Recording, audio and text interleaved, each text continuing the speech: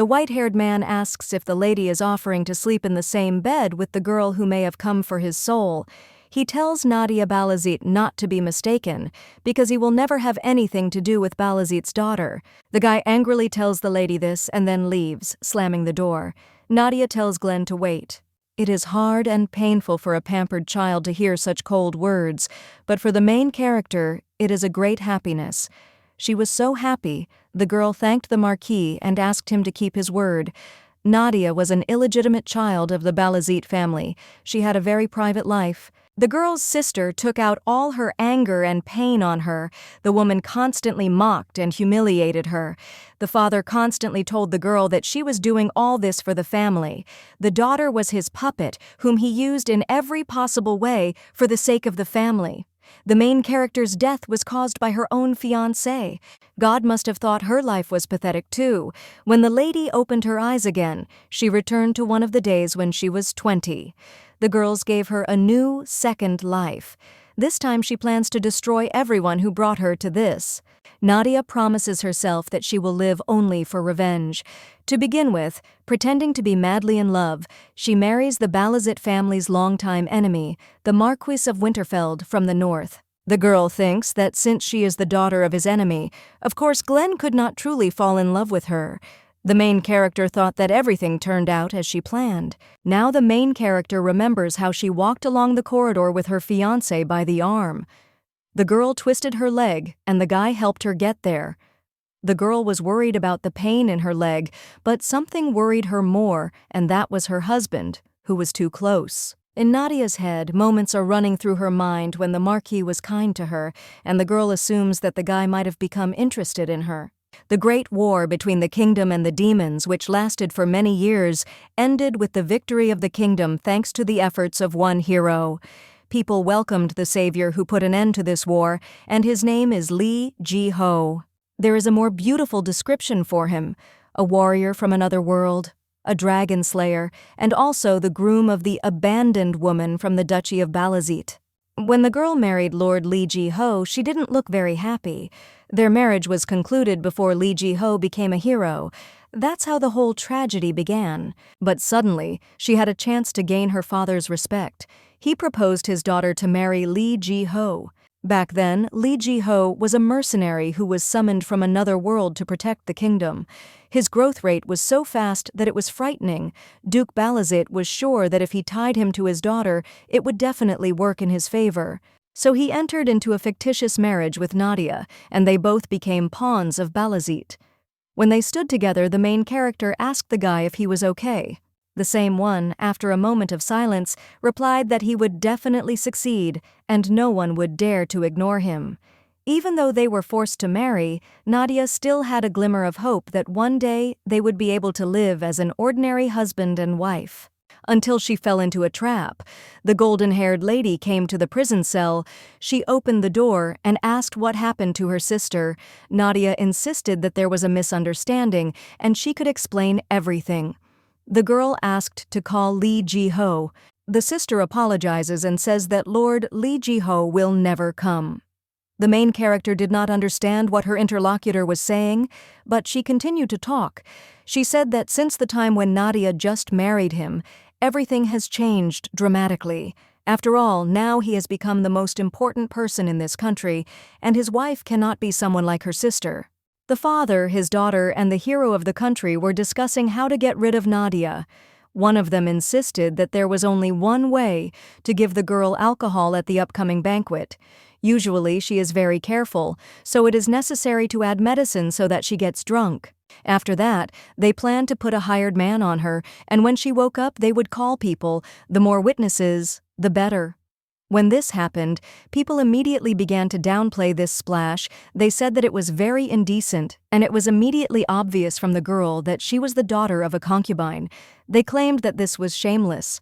The stepsister asks the female lead if she knew that Lord Jiho had suggested this idea. Come to think of it, he never visited Nadia after that incident. The girl thought it was because he was disappointed in her, but in fact, he had planned everything himself. Even marrying her, the daughter of a concubine, he must have considered it discrimination against him. If the Lord had simply proposed a divorce, the main character would not have objected, because she was a simple pamphlet and it was rather stupid to hope for anything.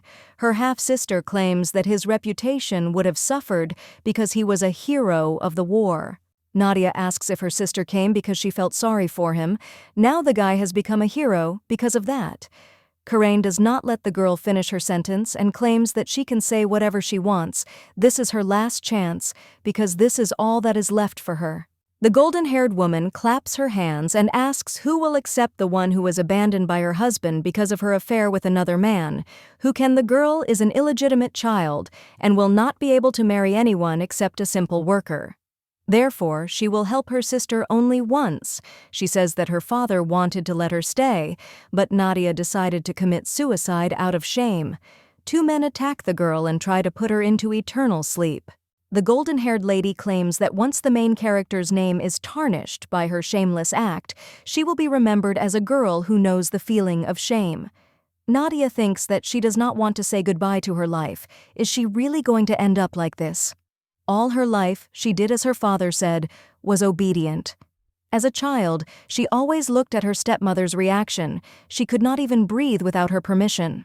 Stepsister took away all the good things from her, and now the golden-haired lady bids farewell to her sister and says with a fake smile that she will miss her. In the end, the girl ended her life after living only 23 years. The main character thought that everything would end like this, but when she opened her eyes, she returned to one of the days when she was 20.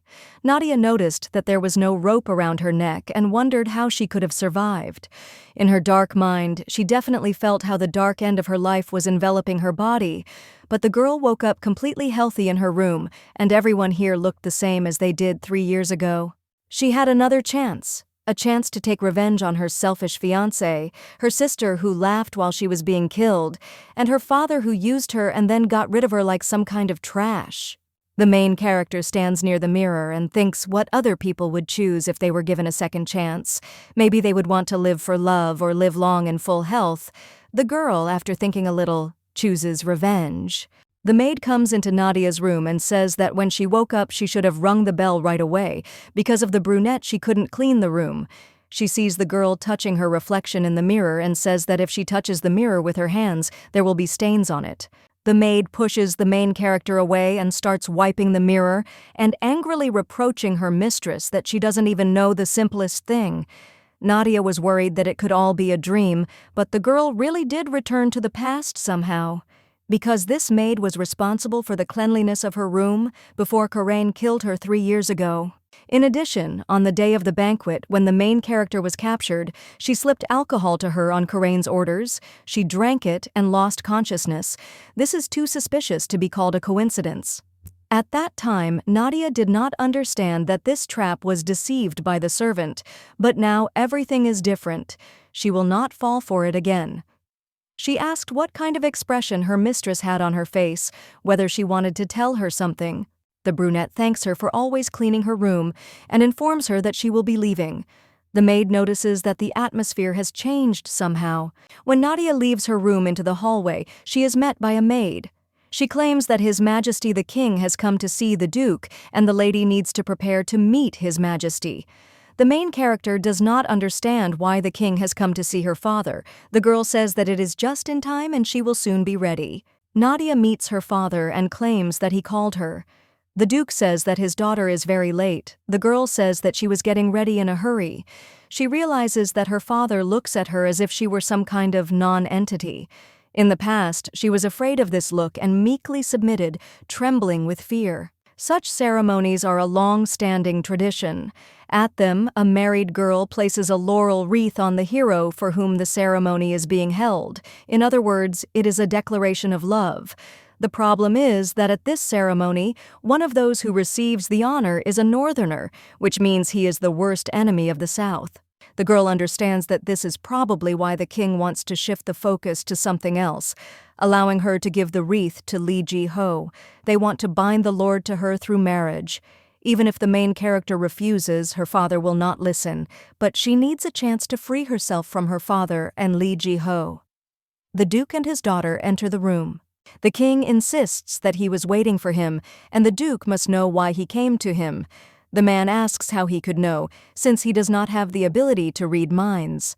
His Majesty comes to the topic and says that the Kalai Expeditionary Force demanded a triumphal ceremony. His interlocutor says that they deserve it and it is worth doing as they ask. Kroll slams his hand on the table, causing tea to spill on the floor, and claims that the problem is not that, but who is in this force. One of the leaders with the greatest merits is their worst enemy from the north, the Marquis of Winterfell. At this ceremony he will receive much attention. Then the northerners may think too much of themselves. His Highness asks how one can speak so calmly of such things. The Duke claims that he doesn't have to worry about it because he will shift the focus of the ceremony to something else. He has a plan to tie the hands of the northerners. The king immediately asks Togo to tell him about it quickly. The main character is surprised how the man took everything her father said seriously without hesitation. No wonder the northerners are unhappy. The Duke claims that he will bind the Marquis in marriage. The king must use his authority and order him to marry. His bride must be the daughter of a noble from the south, then they can prevent him from allying with someone from the north. Hearing this, Nadia recalled that after she and Jiho became husband and wife, as a reward for the success of the expedition, the Marquis of Winterfell also got married. Of course, his bride was a girl from the family that his father introduced to the king. According to rumors, she cried constantly because of the Duke's cruelty and eventually ran away. The main character felt sorry for the girl who became just a puppet of her father's plans. The brunette realizes that if she is this girl now, she will be able to avoid marriage with the Lord and revenge. But she cannot be reckless. It is too early to talk about it. Exist claims that this is a good idea and asks who will voluntarily give him their daughter. The Duke assumes that the king does not believe in the loyalty of his servants. For the sake of the country, people will certainly give up their daughter. Nadia realizes that this is her chance. She turns to His Highness and asks for forgiveness. The girl says that she would like to tell him something. The king allows the main character to speak. Her father asks how she dares to butt into the conversation. But the girl ignores this and says that if they need someone who will have to go to the enemy camp in the north, then she can do it. The Duke is a little taken aback by this answer. He clenches his fist. Nadia says that she is from the Balazit family, who have served His Majesty all their lives and therefore deserves the most trust. She asks to be allowed to marry an enemy for the sake of the king and the well-being of their country. In her thoughts, the girl apologizes to her father for no longer being a pawn in his hands. His Highness repeats the girl's words that she is going to marry the Marquis of Winterfell. The Duke claims that his daughter does not seem to know what she is talking about and must not know what his relationship is with Winterfell. His Highness says that it is a laudable decision, but as the girl's father has said, their families are sworn enemies. Forcing someone else to marry Nadia would be much easier than marrying her to him. The bad Marquis of Winterfell may not take her as his wife. Still, the girl says she has a wonderful idea. Nadia replies that it is so. At this ceremony, she will present the laurel wreath to the Marquis of Winterfell.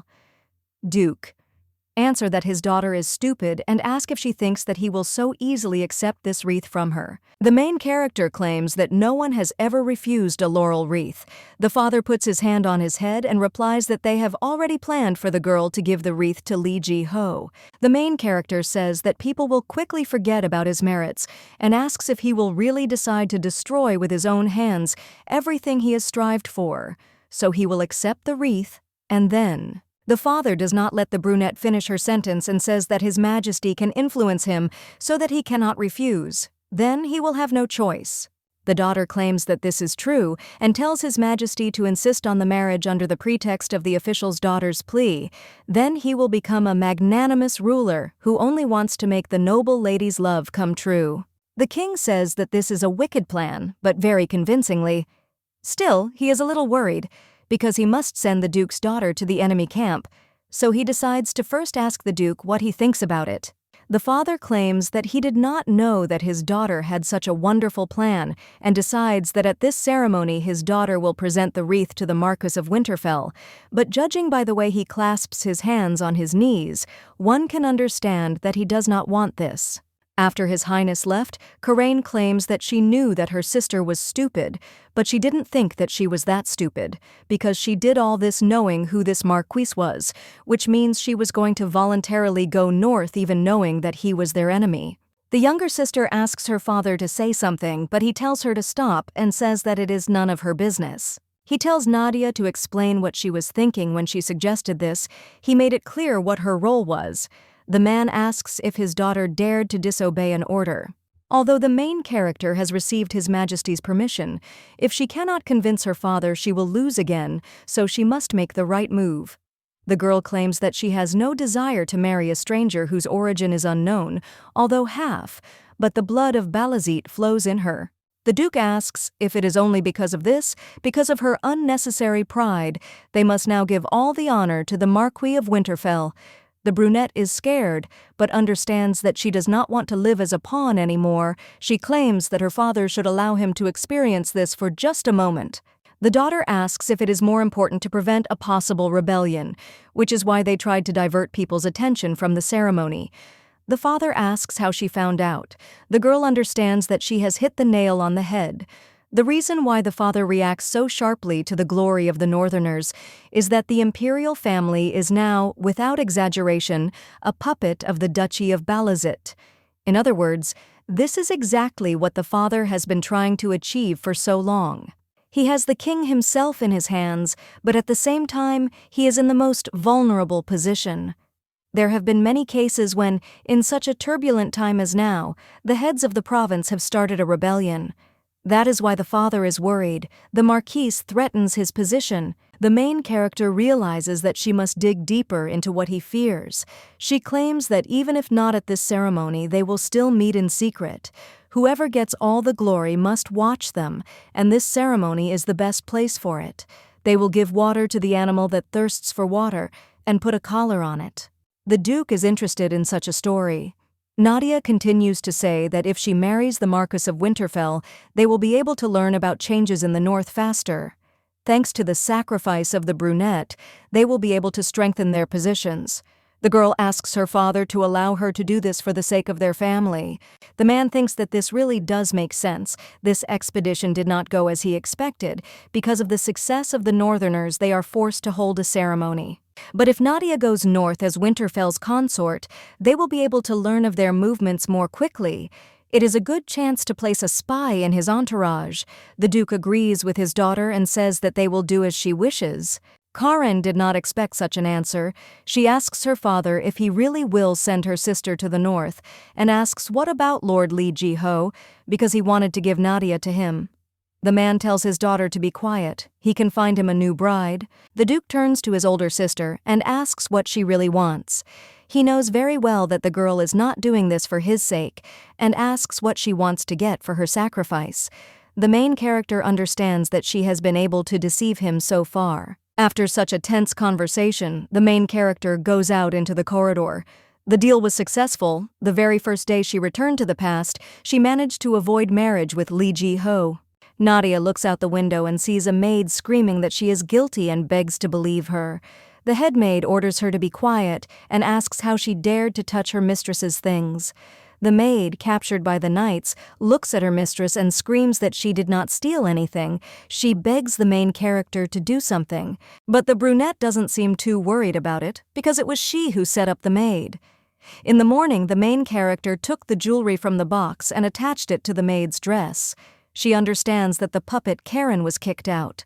She was given a chance to cope with everything on her own. Although Nadia is still far from revenge, she needs to write out further plans in detail. While she was making plans on how to destroy the Duchy of Balazit, it was time for the ceremony. The servant informs the marquis that the preparations for the ceremony are complete and asks him to lead the detachment because they are leaving. Flower petals were flying everywhere as part of the congratulations to the detachment on their victory. Watching the soldiers march in formation, the people joyfully greeted them. The main character understands that everything is exactly the same as in her past life, starting from the clothes and jewelry that she is wearing now, ending with the places where everyone is sitting. If the girl had not interfered, everything would have gone as in her past life. The younger sister looks at her jewelry in Nadia's hands and asks what her sister will do if a crack appears on her pendant. She claims that she borrowed it because it was her father's order that once the ceremony was over, the girl should put it back. The main character thinks about how Karain claimed that she borrowed her mother's jewelry, but she does not have the strength to answer her. Previously, the brunette always tried to please her, but now she does not care about her younger sister because she will definitely run away from there. The Duke raises his hand and orders them to stop because the troop will arrive soon. He tells his daughter to get ready. Try not to screw up and hand the wreath to Glenn of Winterfell with dignity. There was only one thing that distinguished the ceremony from the past life from today's. The main character to whom she hands the wreath was the Marquis Glenn of Winterfell. The king has declared that he will grant glory to the knights for their deeds. They reply that it is an honor for them. His Highness claims to have heard that Winterfell's services were especially high in this expedition. It warms his heart to hear this. The Marquis apologizes and says that the rumors are exaggerated. The king tells him to cast aside modesty. Looking at him, he remembers the previous ruler of Winterfell. He was also an outstanding knight. The man claims that Glenn Winterfell's loyalty is worthy of praise, and if his father, chained to his bed, learned of his exploits, he would certainly be pleased.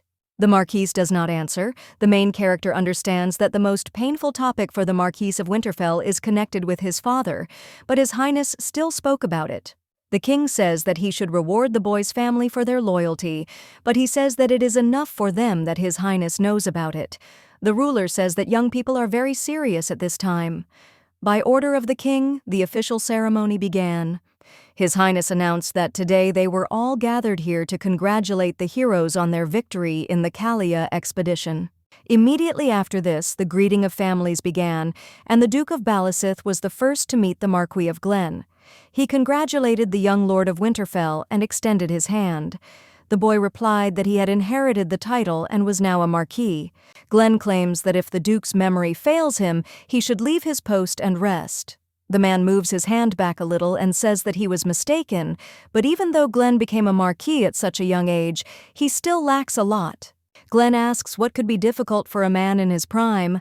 The Duke says that the guy is not really like the previous marquis in his ardor. Then he gasps and says that we are talking about a man who had an accident and he is truly sorry. It is time to hand over the gifts prepared for the heroes. Nadia comes out with a bouquet and is happy that it is finally her turn. The girl holds the wreath in her thin hands and heads towards the knights. The Marquis understands why his enemy happily agreed to hold the ceremony. He decided to change the essence of the ceremony. Then the owner of that wreath must be Jiho. After all, everyone knows that her father supports him. Glenn thinks that originally this ceremony was only for himself, so he should just let it go quietly. Come to think of it, this expedition took longer than he thought. The Marquis guesses that there must be a lot of work back home. It would be nice if they paid them enough as a reward. Glenn opens his eyes and sees Nadia with a laurel wreath in front of him. He does not understand why Balazit's daughter is standing in front of him. He thinks that the girl is nervous because of the large number of people. Marcus leans towards the female lead and whispers that she made a mistake due to excitement. He points his finger at the black-haired guy standing behind him, claiming that it is Jiho. Glenn suggests that the girl slowly walk in that direction and everyone will turn a blind eye to her small mistake due to excitement. But Nadia doesn't budge. She claims she wasn't mistaken. The Marquis asks the girl what she's talking about. The brunette says that the Marquis of Winterfell has been on her mind for a long time. She hands the guy a laurel wreath and asks him to accept it.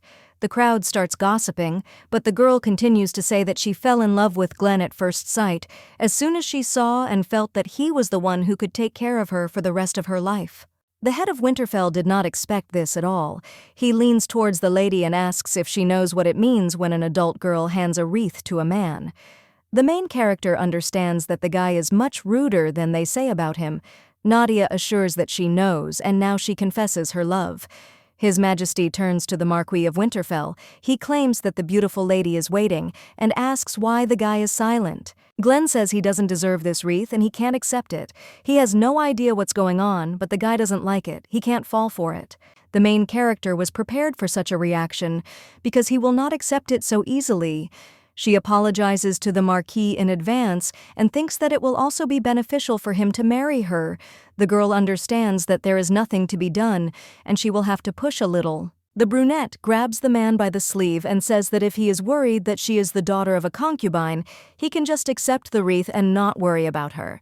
Nadia is planned to first arouse pity among the people. And she succeeds. The marquee turns to the main character and asks what she is talking about. But the pillars are immediately heard indignant why the marquee does not accept the wreath. The commoners claim that he makes the young lady disgrace herself.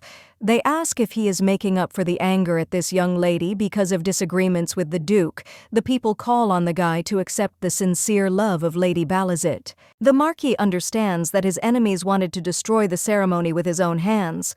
The guy grabs the bouquet and claims that this is a long conversation, and they will continue later. He turns around and leaves with a laurel wreath. The main character understands that she succeeded. She sighs with relief because she was able to change the future. The Duke and his daughters go to the carriage. He claims that Nadia is great. It was worth it. To see Glenn's confused face, he has no choice but to accept the offer. The eldest daughter smiles and replies that he does not have to thank her. Suddenly, someone's scream is heard. It's Lord Jiho.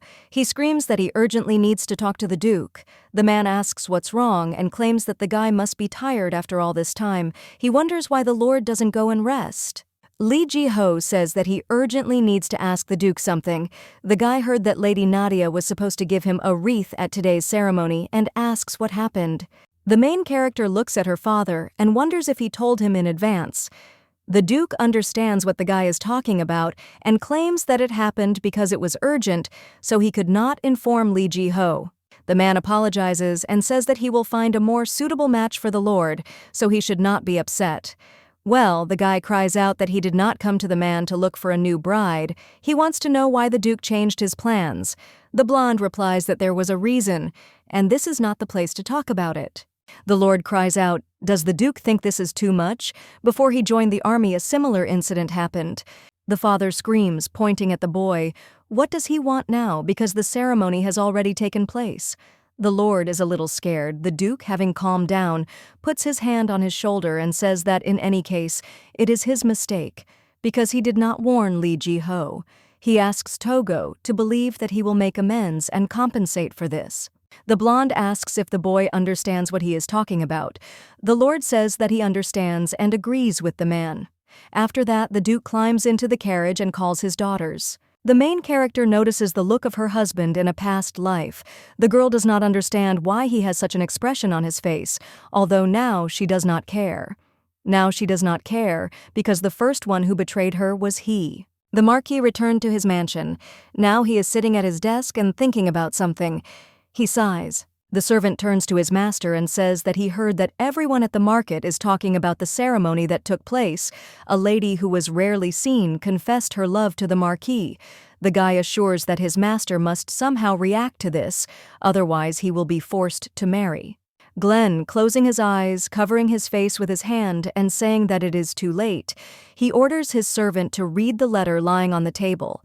The guy notices that this letter is from the royal family. After reading it, the servant understands that although it is veiled, they are telling the marquis to marry.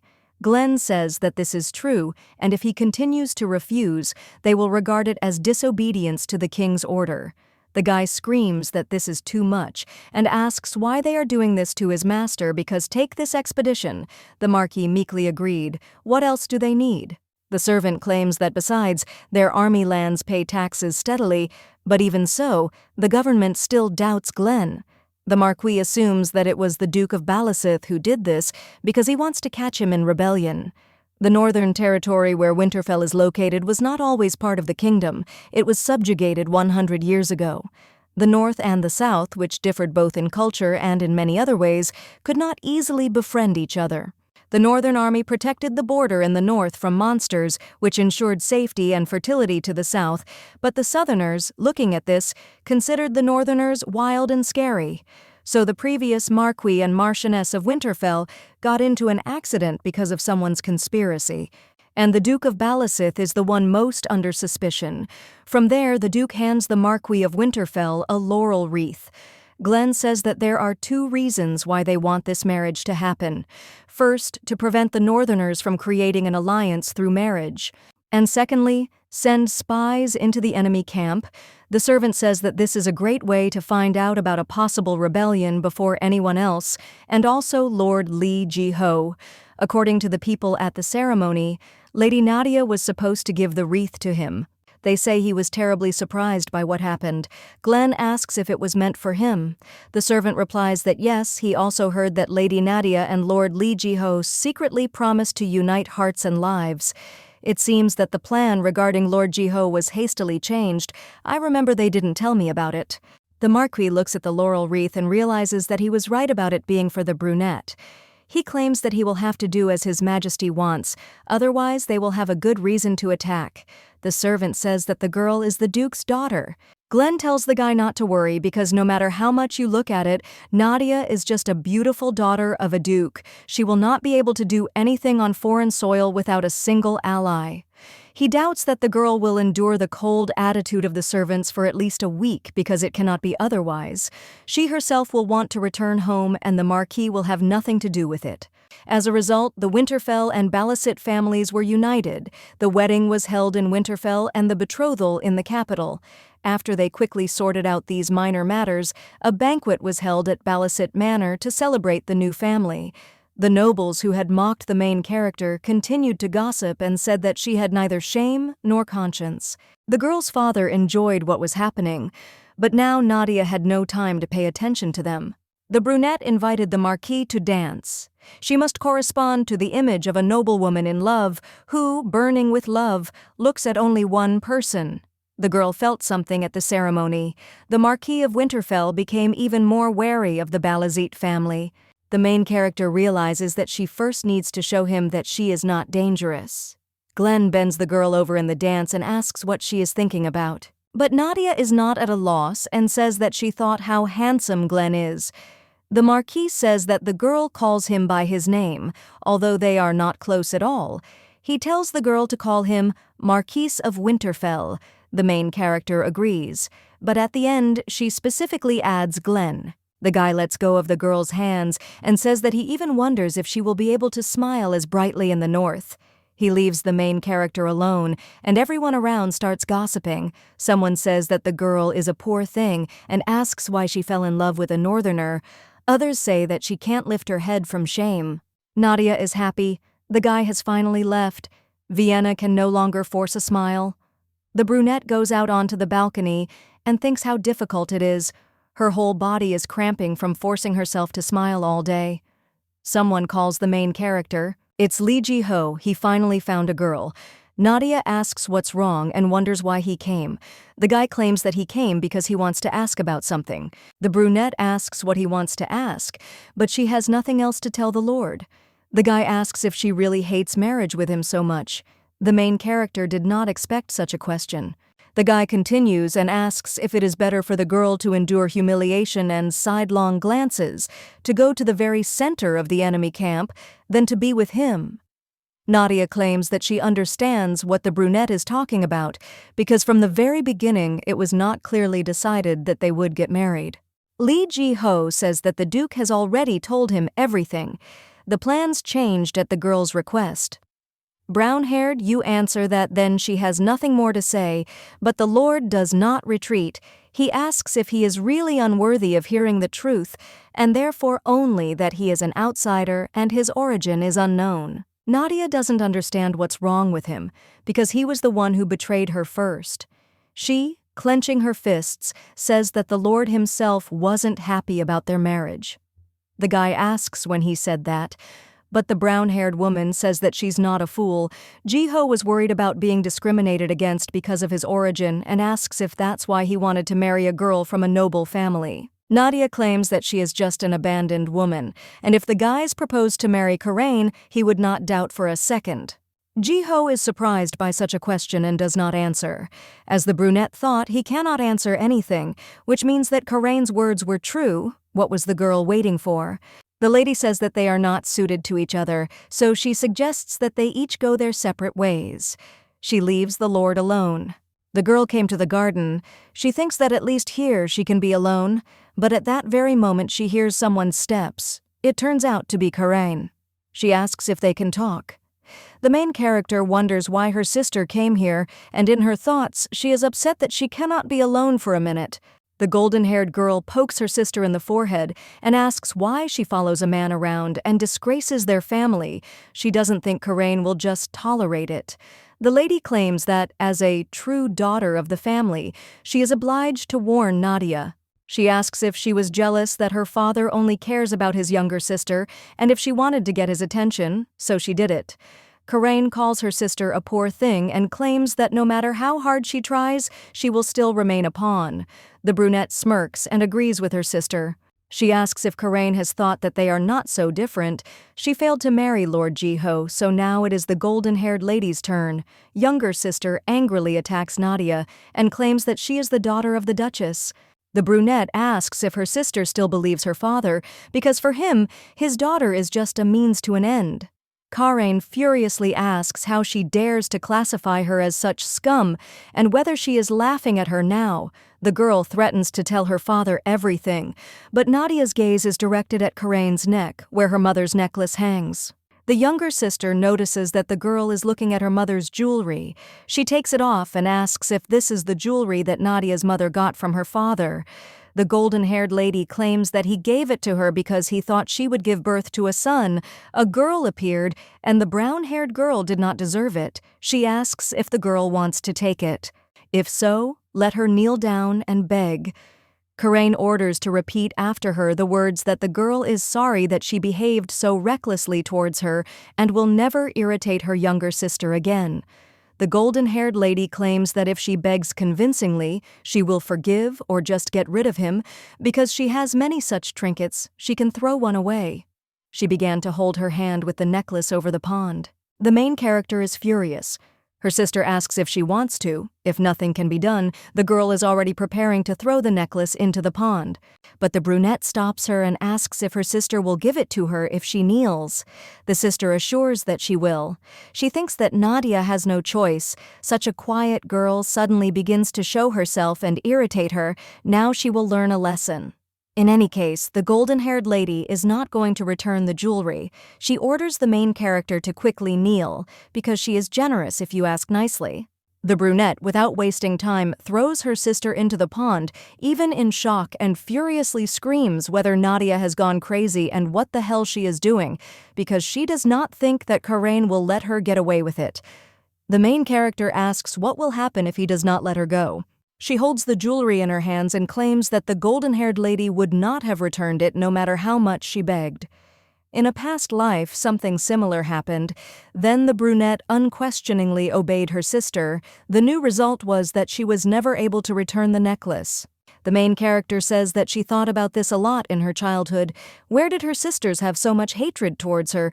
She was wondering if Karain would recognize her as her sister if she did as she said. But she realized that the younger sister hates her for no reason. So now she gave Karain a real reason to hate her. The golden-haired lady does not recognize her sister. In her thoughts, she wonders if this is really the Nadia she knew. The girl gets goosebumps. Her sister is like a different person. People came running to the screams. They started shouting that the person was in the water, and they needed to quickly bring something to cover her.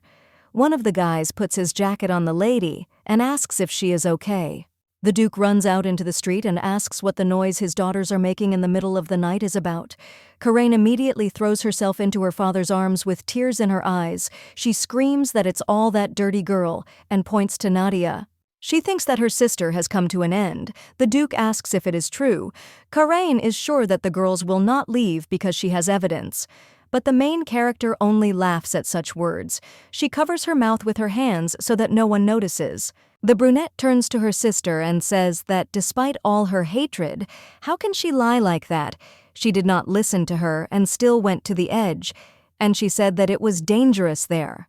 Nadia claims that she was only trying to pull her out of there and asks if her sister is afraid that they will think badly of her, but her lie disgraces their family more. The golden-haired lady claims that it was Nadia.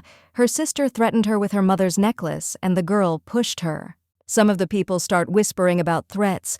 They say that since she threatened with a necklace, it means she has a bad character. They ponder why the family heirloom of the mother of the first daughter is with the second and wonder if she is loved more in the duchy. Karain says that this is not so and tries to justify himself, but the Duke puts his hand on her shoulder and says that she is cold, she had better go back to the restroom before she catches a cold.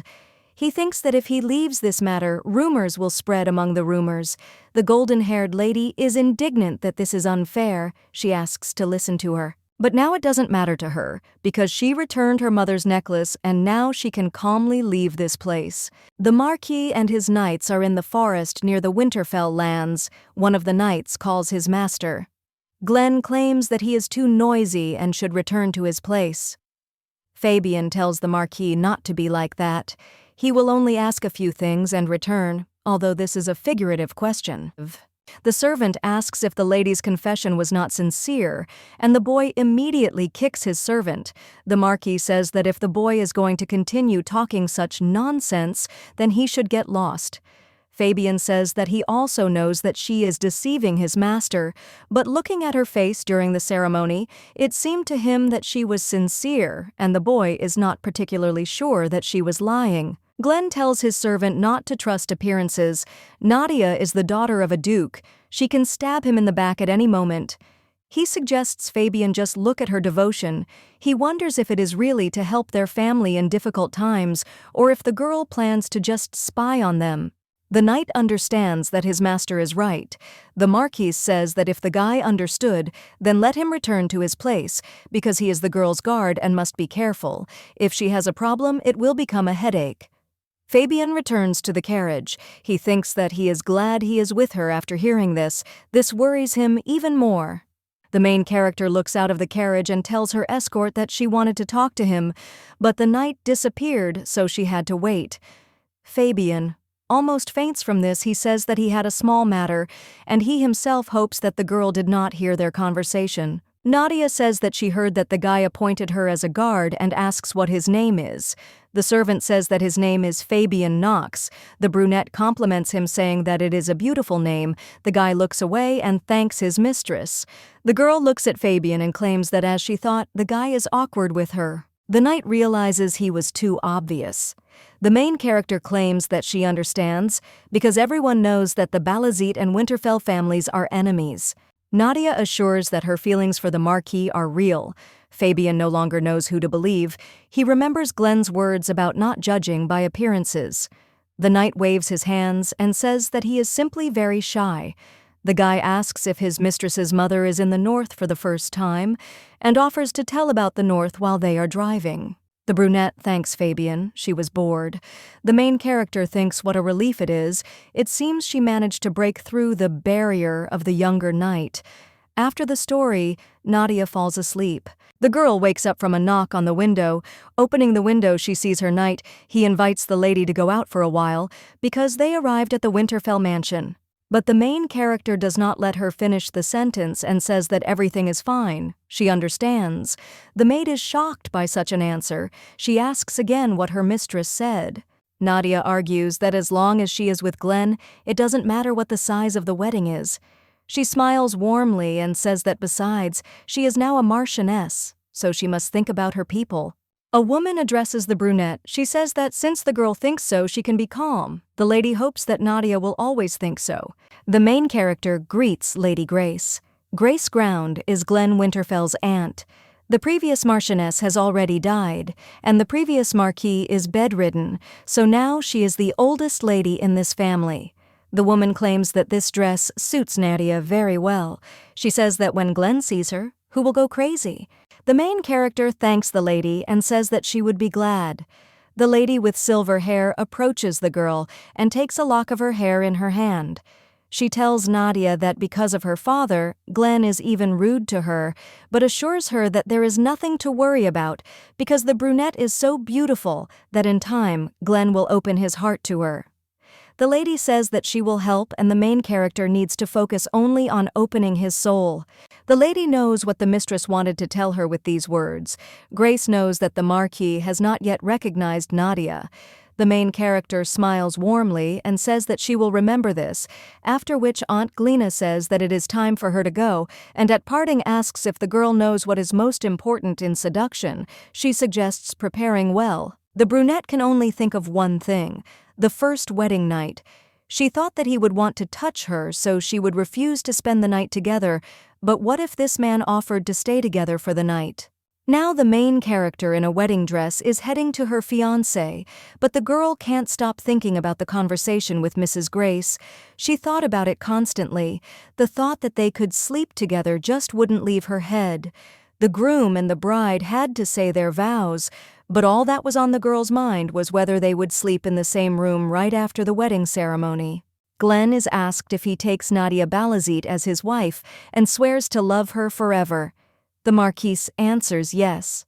When Nadia asks if she takes Glenn Winterfell as her husband, the girl continues to think whether the Marquise will want to stay in the same bed with her because he hates her very much.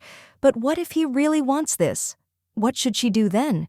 The brunette did not expect this. When the main character is called a second time, she realizes what is happening and says yes. Then they are told to seal the oath with a kiss. The girl was thinking only about how they would share a room. The kiss completely flew out of her head. The brunette understands that the marquis must be pretending that they are kissing. What kind of cohabitation can we talk about? But Glenn kisses the girl for real, and they are declared husband and wife. Nadia is shocked because the marquis really kissed her. That same evening, the brunette wanders around the room and doesn't know what to do or how to be. The girl is running out of time and her fiancé will be arriving soon. She wonders if they will really sleep together after all, he really kissed her. But the girl's thoughts are interrupted by Glenn, who enters the room. Nadia understands that he really came. The girl says that she was waiting for him, but her thoughts are not calm. She thinks what to do and how to be, because she can no longer run away. The Marquis tells her not to be mistaken. He claims that he will never contact the daughter of the Duke of Balazit and has come only to tell her about it personally. The main character asks her husband to wait, but he ignores her request and simply leaves. The maids notice that sobs are coming from their mistress's room. The girl says that her feelings are sincere. Why is Glenn so cruel? Sitting on the floor in the room, she sighs with relief and thinks how good it is that he left. The main character in her thoughts hopes that he will never change his mind.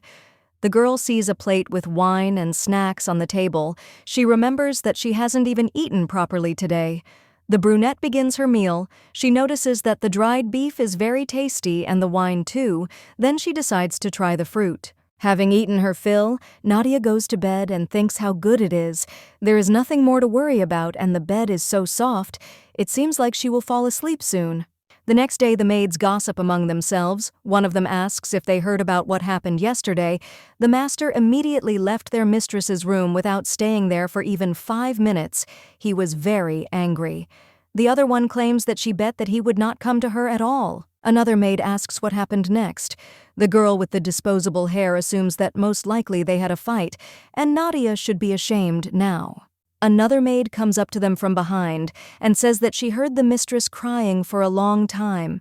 According to another maid, the mistress's servant, she looked like a girl in unrequited love who was rejected. When the maid came to the main character, she apologized and said that she could not sleep without alcohol. The servants thought she would act arrogantly, but the master could not do otherwise. The girls are about to leave the room and continue their work. The Marquise and 2 knights were watching all this from the corner. One of them tells his master that the maids must be made to keep their mouths shut. The second agrees and says that this must be done by any means necessary. Glenn says that there is no need to do this. You just need to close your eyes to it. He asks if the guys think that the maids will love her and what Nadia is doing now. The knight replies that she officially became a marquise, and shouldn't she be looking after the household? The marquise asks if he says that the girl has fully started spying on them. He turns to Fabian and claims that he is her guard, and the boy asks if his master wants him to watch her. Glenn answers that this is so. The boy must watch if the brunette does anything suspicious. If she sends letters to her parents' house, the knight must always be near her and report everything to the marquis. The main character asks if Glenn sent a knight to protect her. Fabian answers that there are attacks, and from this day on he will take care of his mistress. Nadia wonders if the marquee is angry that she is watching him. The girl folds her arms and, with a beaming smile on her face, says that she is very glad that her husband cares about her so much. The brunette says that the marquis thought that the girl would be uncomfortable with strangers and sent Fabian. What a good man he is. The knight, with a strained smile, answers that everything is exactly so, but he came to watch Nadia, not to guard her, and the girl is so happy that he is even ashamed. The knight says that he will wait at the door and his mistress can go about her business in peace. The main character understands that her fiancé has decided to watch her all day long. She needs to somehow convince him that she is not a spy. The girl asks the butler to bring the housekeeping book. Gordon obeys his mistress, and in a minute she is already sitting with it in her hands. She is clearly surprised. Nadia asks why they have so many debts. In her past life, she knew that the situation in Winterfell was not very good. This amount is already too much. The servant claims that this is a feature of the North. Every few years they are attacked by a wave of monsters. Their land is very depleted, so there are no resources and no attractions either. Nadia asks if they don't get a reward from the king every year for killing monsters and what the money goes towards. The butler replies that thanks to that money they were able to hold out until today, and also recently, the marquis took part in the Kalia expedition. The brunette claims that this is why they can no longer participate in expeditions. She did not even know that war requires so much money. The servant claims that they did not want to take part in this, but someone demanded that they fulfill their duty. Gordon realizes what he just said. The main character asks if he means someone like her father. The girl throws her head back in her chair and thinks that in any case she prepared a plan to make money, but she did not think that the amount of debt was so large. She is interested in how the Marquis of Winterfell paid off his debts in his past life. The butler claims that he has a good solution, because now she has also become part of the Winterfell family.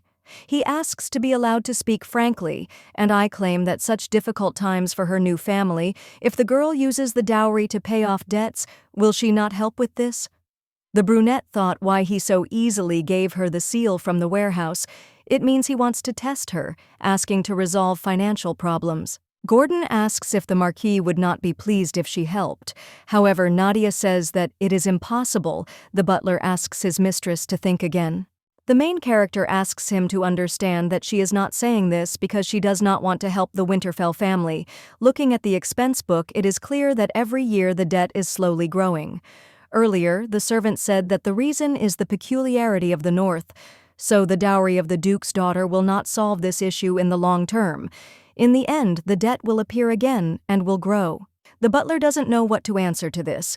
After a couple of seconds, he tries to straighten up and asks if the situation for their lands isn't hopeless now. The brunette slaps her hand on the table and claims that they will correct the peculiarity of their territory. The servant does not understand what his mistress is talking about, and she begins to tell how to achieve this. When the knight returns to the marquee, Glenn asks if his wife said she couldn't use a single coin from her dowry. Fabian claims that this is not true, repeating the words of the main character that rather than pay off the debt right now, it is better to start increasing the dowry. The other knights say that the guy is naive and believes Nadia because she only seems good.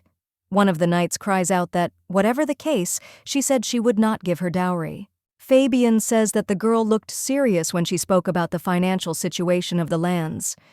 He asks his master if he is sick of trusting such a slow-witted person to spy on my wife. Another, pressing his colleague with his hand, says how poor their youngest is. Glenn tells them all to return to their places because they are making too much noise. The main character is walking along the corridor at this time. She sees that there are a lot of things to do. Cobwebs are hanging in the corners of the estate and the statues are sprinkled. Someone's screams tear the brunette out of her thoughts. One man screams, "Doesn't the butler know how long they've been waiting?" Gordon tries to calm them down. Having gone down a little lower, the lady asks her servant what is going on here. One of the guests asks if this is the daughter of the Duke of Balazit. Nadia asks them to call her Marchioness of Winterfell. The man apologizes for being late and says he is Shylock. The other claims he is Wayne of the Northern Traders Alliance. The woman behind also introduces herself. She says her name is Katarina, and we are from the trading firm of Kreta. The main character says that they should leave formalities and say what they were talking about here. Shylock says that in that case they can tell her something. He shouts for the lady to give them the money. The day of repayment of the funds borrowed by the marquee will soon come. Nadia is shocked, but the guy continues to shout. He says that he heard the girl brought with her an impressive dowry. If she says that she will not be able to pay her debts this time, they will take the wind-shaded plain that was left as collateral. The main character, I understand that this is the only fertile land in this depleted territory. She remembered how the marquis paid off his debts in his past life. He simply gave them this land, the girl asks. When the day of repayment of the debts will come, Gordon answers that it will happen in 3 months. The brunette understands that if the plain is taken away, the Winterfell family will become completely poor. No matter how powerful the army the marquis had, or whether he had the finances, he would not be able to become the leader who united the North. Nadia asks to give them 2 more months. If they postpone the repayment of the debt for 2 more months, she will resolve this issue. Shylock says that he knows that the girl brought with her an impressive dowry and asks why she needs 2 extra months. Nadia confidently replies that she will use her dowry for business. The man asks what all this means and that instead of paying off debts, the lady is going to open a business. The Marchioness claims that the Winterfell family is closely connected to the merchants of the northern regions. It would be good if they would think of their long-standing friendship with them and help create a better future for Winterfell. She says that she will never forget their help. Of course, if the business fails, they will take back the land they left as collateral. The merchants understand that then they have nothing to lose. Shylock claps and claims that he admires the lady's wisdom. He is ready to give an answer right now, but he needs to discuss it with other merchants. He asks if the girl will wait. The main game and does not say that she is ready to wait as long as necessary. The merchant bows and thanks. He says that he will definitely give an answer that she will like. With an evil grin on his face, he leaves the estate. The man wonders if the business of the girl who lived her whole life without knowing troubles will be crowned with success. He is already making plans on how to take possession of the best land. Nadia sighs with relief because they are finally gone. The butler asks what business his mistress was talking about because if they lose the plane, the lady assures Gordon that there is nothing to worry about. They will return the money as planned. The servant asks why the extra time. The girl replies that she just wanted to talk to him about it. She orders the butler to invite to the mansion everyone who wants to postpone the day of repayment of the debt. She will need to buy something from them. Gordon doesn't understand what his mistress wants to buy, but Nadia repeats that she wants to open a business. Not everyone can do a really important business. They have to show what will be received by someone who trusts them and is ready to wait. When the guests arrive at the estate, one of them asks if the business the girl was talking about is making herbal tea from thorny vines. The main character calmly says that this is exactly how it is, and she is confident of her success. The guests think what nonsense she is talking. The thorny vine is a grass that only the poor take. It has no value. It is an ordinary weed. Nadia asks if they could buy the herb for her in bulk. Wayne and Katarina don't trust this plan. The man says that the price of the herb is quite low, but if the girl wants to buy in market volumes, she will need some capital, and will she have it? The brunette claims that she plans to use her dowry. Wayne chokes on his tea when he hears that the girl is going to buy weeds with that money. He looks at the butler and thinks that it would be better if the girl bought dresses and jewelry. At least they could be resold. He notices that the butler does not dissuade his mistress. He seems to have already given in. When the Marchioness spoke so confidently last time, Wayne thought that she had a good plan, but he did not even think that she was so unreasonable. Katarina asks her to forgive her, but she thinks that such a business is not the best option. The main character asks why. The woman claims that the prickly lasagna has no value because there are many good herbs that can replace it, and besides, if you take into account the costs of transportation and storage, they will incur large losses.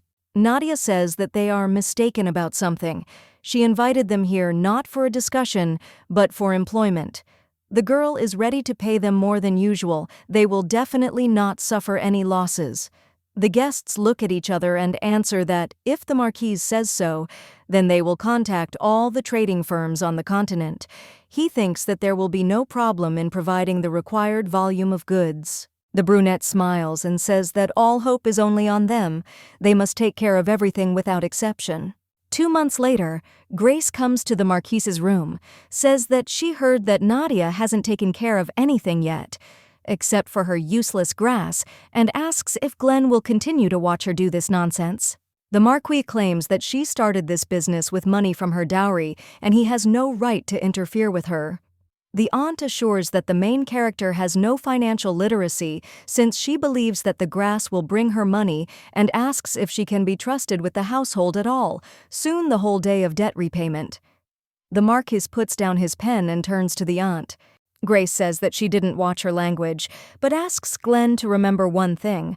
She said it because she thinks about the future of the family. Stalin is left alone in his office and thinks about the day of repayment of debts. Suddenly, he hears someone running. Gordon bursts into the office and asks if his master has heard the news. Glenn rises from his chair and asks what it is.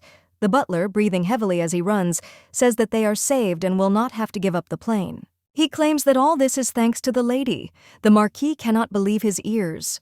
In a village in the south, 2 boys are talking about how a girl recently died, her arm was all numb, and eventually the girl also got the plague.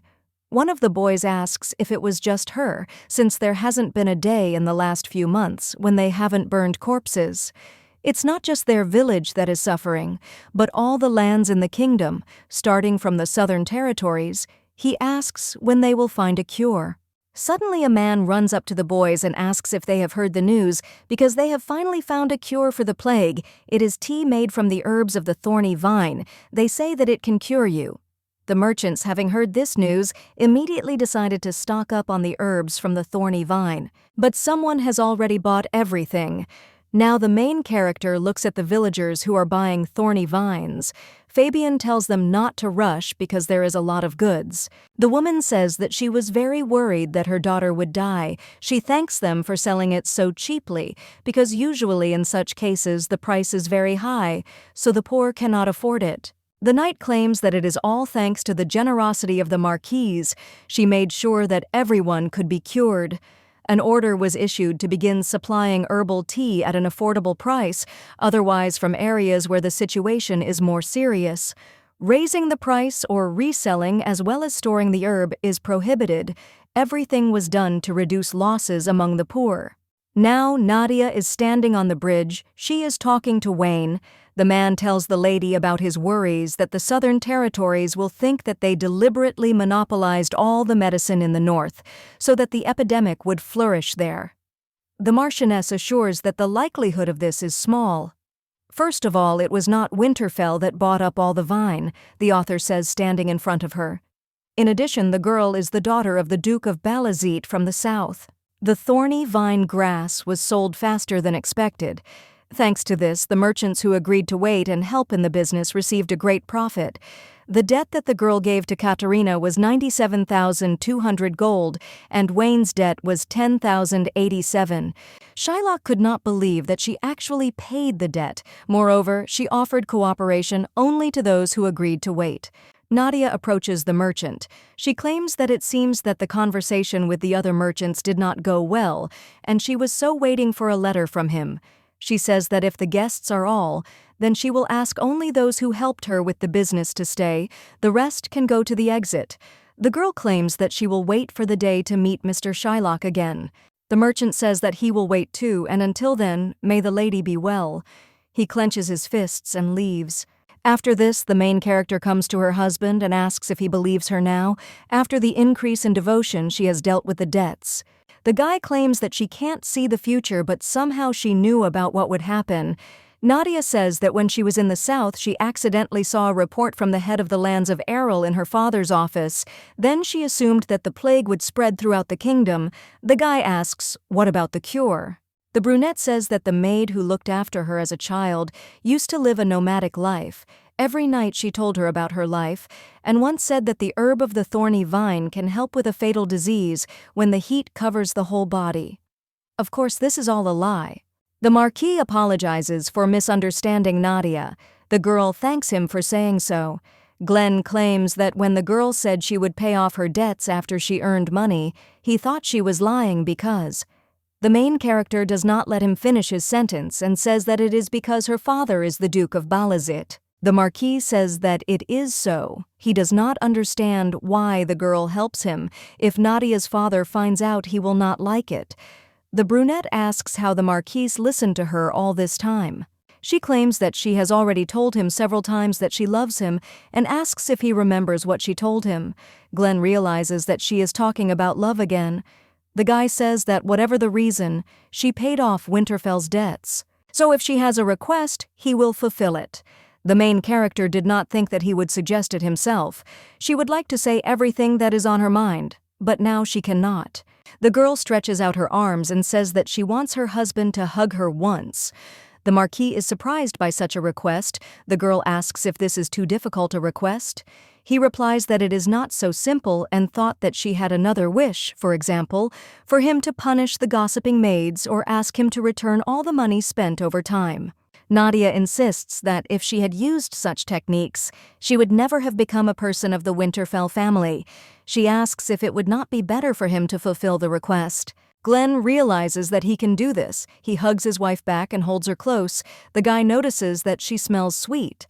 Suddenly, someone from the hallway shouts that it's time to leave the business meeting. Nadia thinks what a relief this is. She was worried about how they would stop hugging. She tells her husband that she is sorry, but she must go. The marquis says that everything is fine, and she can go. When the main character leaves the room, she thanks Glenn for fulfilling her wish.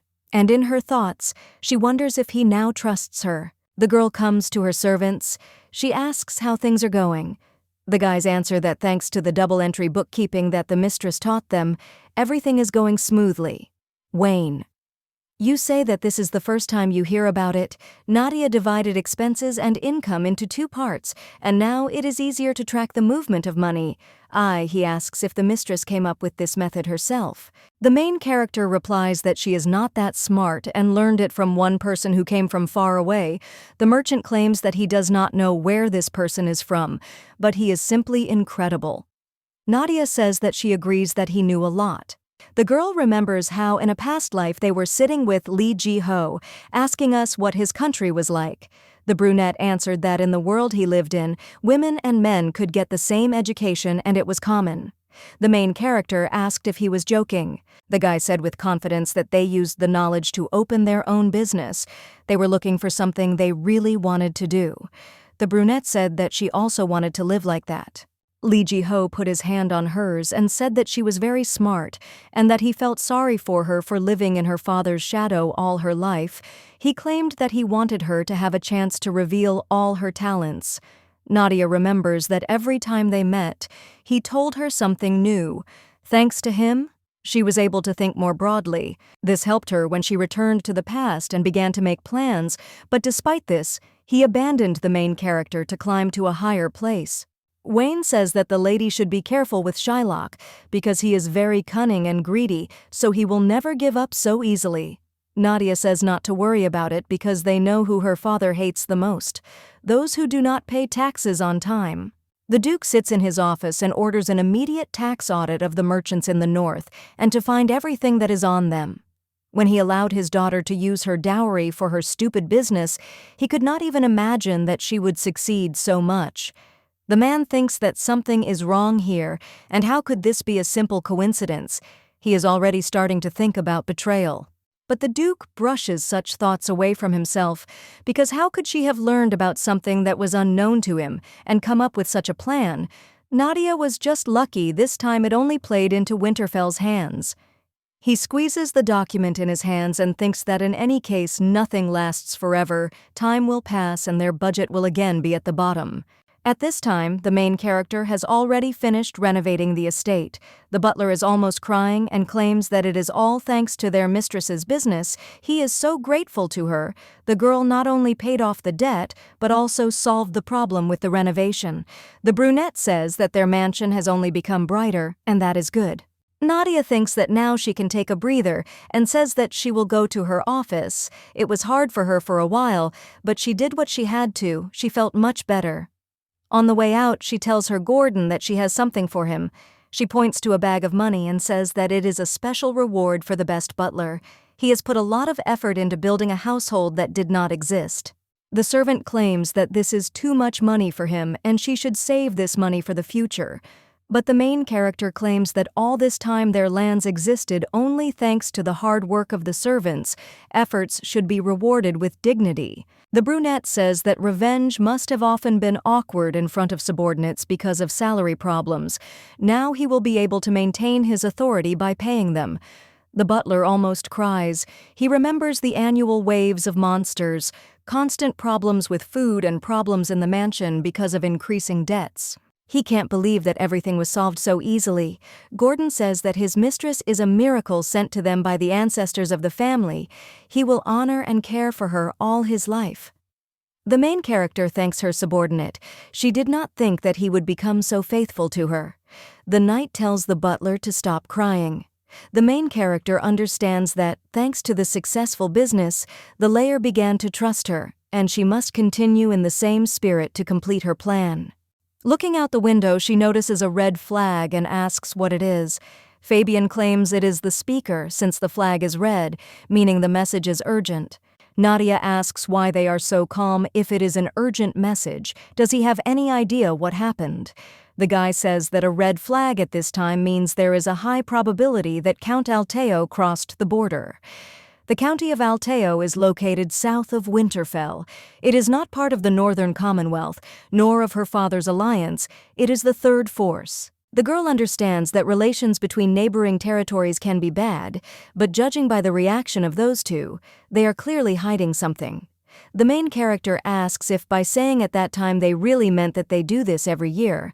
Apparently she hit the nail on the head. Winterfell has no money, no resources, and they also have crazy neighbors since they don't answer.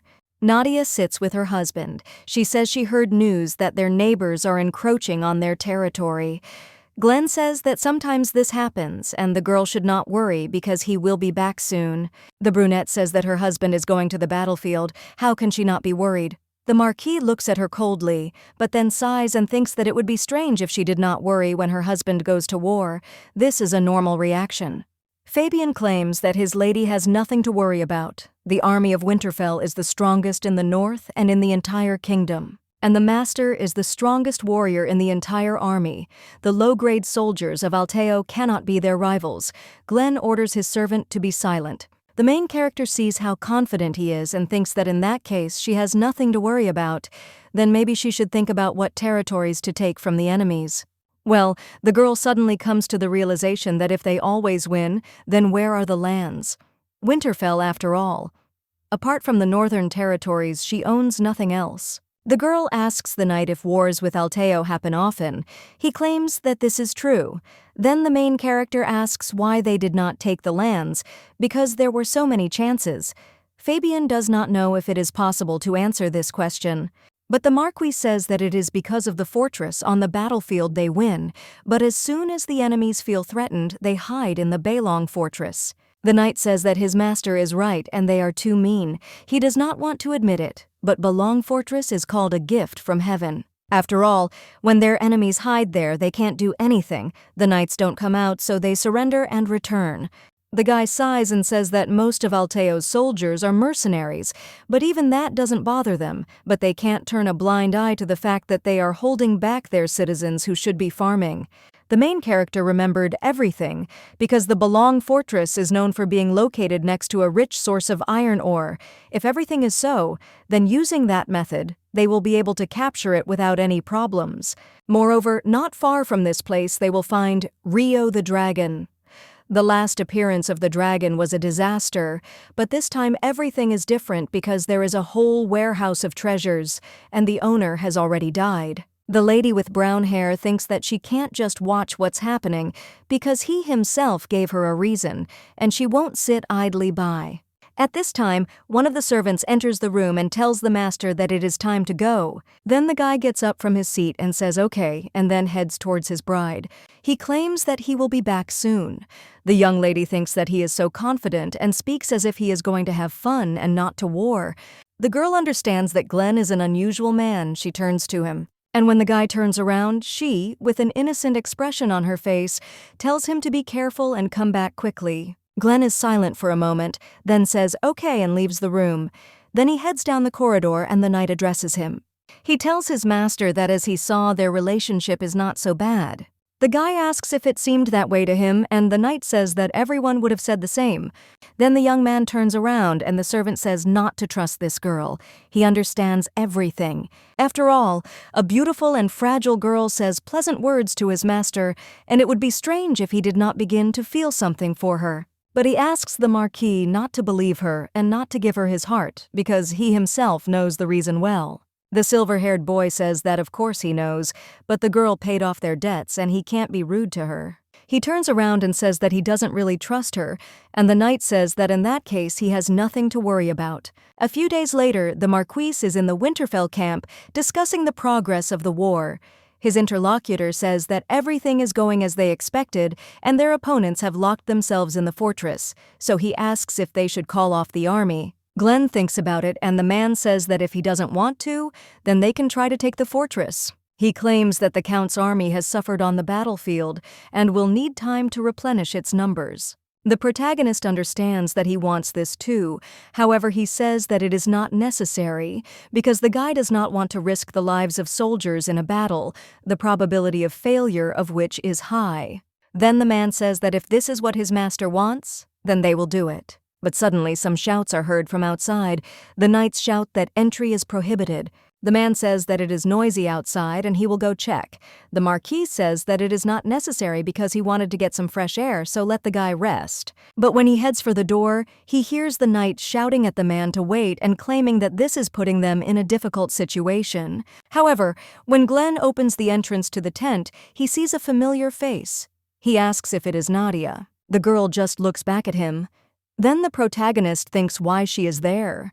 But the young lady only throws off her hood and tells Glenn that they haven't seen each other for a long time, and that's why she misses him. The guy is a little surprised by this, and the main character says that thank God he is fine, and what a relief it is. The young man thinks that maybe a couple of days ago she wished him a safe journey. He understands that the war is going according to plan, and he was already thinking about returning home, so he has no idea what is going on in her head. The guy wonders if she could have come there out of concern for him, but then sighs and thinks that this can't be. Then he turns around and suggests going inside first. Then the young lady sits down at the table with a map, and Glenn asks why she came. His wife replies that she wrote a military request. The young man, shocked by this, asks what she is talking about. The young lady says she has found a way to take over Belong Fortress, but it seems they don't believe her. As the marquise thought, she did not come there out of concern for him, but he thinks that this is something to be glad about. The guy puts his hand on his head and thinks that the fact that he even thought about it is already infuriating.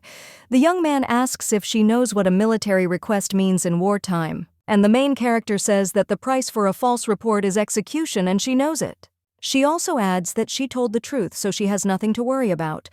Then the man turns to her and says that, looking at her confidence, it seems that this method will bring them victory. So he offers to see how good the plan is. The main character thanks Lord Giscard, and she says that she will start then. She points to the map and says that there they should build a mountain in the west, and in another area in the north they need to dig a cave. The mountain will be a trap, so it doesn't need to be built to the end, and the most important thing is the cave. They should place a lot of gunpowder, oil underground, and set everything on fire. When the cave collapses, the fortress will fall with it, and then they will be able to capture the enemies at once. The guy realizes that in a situation where they don't know how to take the fortress, a cave is a good option. He claims that they didn't even think about it, but there are a lot of granite rocks in the area and they have already checked the area. The young lady says that there is no need to worry about it, and she saw information about the weak point of Belong Fortress in her father's office. It said that there are many soft rocks on the fortress server, so there will be no problem. The guy understands that the problem with the Belong Fortress was a headache for his ancestors, and if they just retreat now, then someday it will come up again. And if Nadia is telling the truth, then they will be able to finish it off once and for all. The young lady claims that she can vouch for the materials her father has collected in case anyone becomes his enemy, and the Lord says that the Duke of Balazit must have plenty of such papers. But he asks if the young lady is not herself from the Balazit family. The man thinks that there is nothing he likes about her. But suddenly Glenn turns to Lord Giscard and asks if the problem with the Belong fortress has bothered the Lord as much as it has bothered him. But if the girl told the truth, then this could be their chance, so he says to send people to the north. It won't be that hard to check if there really are a lot of soft rocks there. Then the man agrees. And the main character says that since the young lady is ready to put her life on the line, he doesn't think that she is deceiving them. The young lady claims that she knew it because only her husband trusts her. The guy is a little shocked by such words. He thinks that this is not what he meant. But the main character just grabs him by the hand and tells him to take care of himself and consider this her order. A little while later, the Lord looks at the ruined fortress. He thinks that this cannot be, and the girl did not lie. When they enter the fortress, they see the owner of those lands there. He screams in fear, saying that he said he surrenders, and also asks if the Marquis of Winterfell knows about aristocratic pride, because even if he is his prisoner, he is still a nobleman, so Glenn must follow aristocratic laws. But the guy just puts a knife to his throat and asks if he talks about pride and laws. After all, not even half a year has passed since the Winterfell army returned from the Calia expedition. The soldiers sacrifice themselves for the kingdom, and the Count, without even giving them a rest, declares a new war. The young man asks if this is what he calls pride. His interlocutor says that he still cannot kill the nobleman, because if he harms him. But suddenly someone interrupts him and says that Count Alteo is right, because even though the Marquis won the war, he cannot take the life of his enemy. Then she approaches Alteo and asks what about the fact that the Count, having lost and been captured, committed suicide out of shame. After all, this is the only way to preserve the pride of an aristocrat. The man is shocked by this. He wonders if the girl is crazy. And then he bows down and thinks that at this rate he really could die soon. So he cries out to the guy to spare him, and if they let him live, he will give them all the riches. The young lady then hands him a non-aggression pact and says that if he signs it, they will spare his life. When the guy reads this, he gets shocked. You wrote there that, firstly, the county of Altea has been attacking the lands of Winterfell for 30 years. Secondly, as the losing side, they will pay 100,000 gold. And thirdly, the county of Altea will transfer all rights to the lands of the Rhine, including the fortress of Belong. After this, the young lady tells him not to even think about discussing the points, and then asks why he is sitting. And he claims that he had better sign quickly. After that, the Knights of Winterfell celebrate. One of them says that her soul has become lighter because they have finally sorted out this protracted war for territory, and the other claims that he is right. He asks if his friend saw the Count's expression when the girl took out the contract. The guy says that he couldn't even imagine that in the mountainous area it would be possible to find a loophole, and the one who suggested it was the lady. Lord Giscard listens to all this in silence, while the knights offer to drink to the lady. The main character thinks that first there was the thorny vine and now the war, but the girl helped them with everything. At first he thought she only got close to him because she was sent to spy, but she is completely different. The young man asks the knight why he doesn't see Nadia, and he, chewing a piece of meat, says that the lady said that she was very tired and wanted to rest in her place. The young lady, meanwhile, is sitting in her room, thinking about how she can discreetly hint to the guy about the dragon's location. The first option is that she will say that she accidentally found it when she was passing by, but its habitat is deep in the mountains. Therefore, the main character thinks about the option that her ancestor appeared to her in a dream and told her about it. But the girl understands that this is not very impressive, but suddenly she hears someone knocking on the door. The young lady thinks that she has already warned that she is resting and does not understand who it could be, but she says to come in. It turns out to be the Marquis.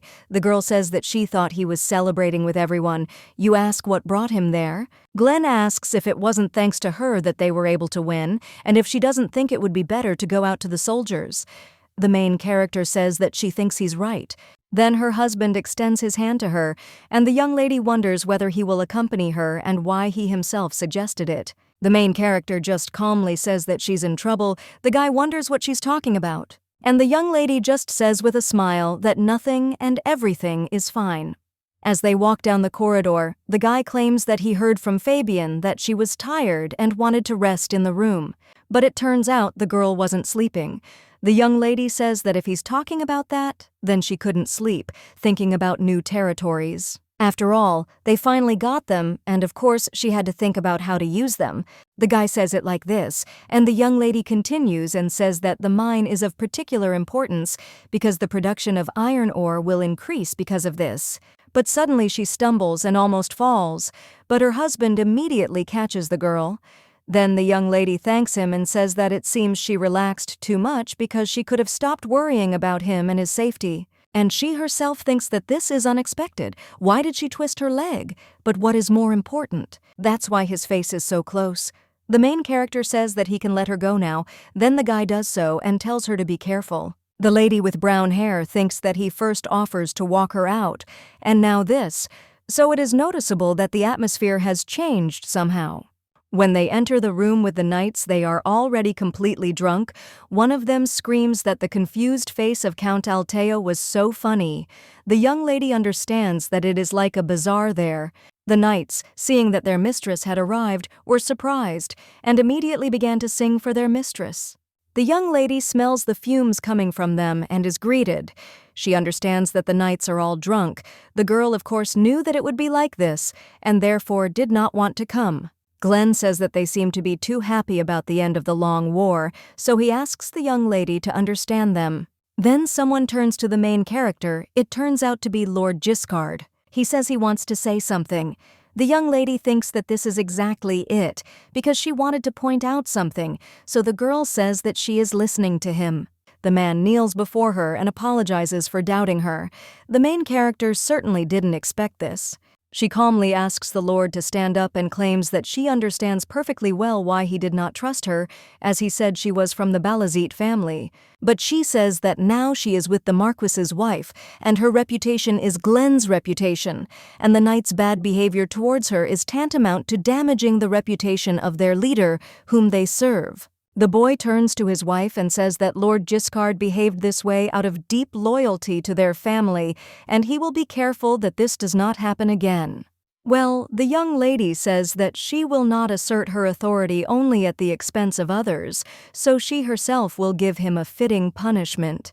The Lord agrees and says that he understands perfectly well how much the group was with her, so he will gladly accept any punishment. The main character only says that it will be hard for him to bear the punishment alone, but if he shares it, the burden will not be so heavy. The knights are already a little scared. They ask what the lady is talking about. One of the knights thinks that he didn't even suspect that their lady was such a person. But the lady with the brown hair only says that each of them will be punished, and everyone without exception must drink a penalty. The knights are completely shocked by this, and then they smile and say that they can handle this. Another knight says that the lady is also quite the joker. Nadia, however, claims that she is glad that they are happy. She waves her hand to the maid and asks if she can bring what she asked for. Then the maid brings even more barrels of alcohol. The knights are shocked by this and do not ask the mistress if she thinks that this is too much, and besides, it is all quite strong alcohol. The young lady just smiles and says that this is how the penalty area should look. Then she turns to the commander and says that she will pour him a drink personally. The man thanks her. He understands that everyone took this situation as a joke, but it is not so. After all, in this way, the girl points out his rudeness, attracting the attention of the soldiers.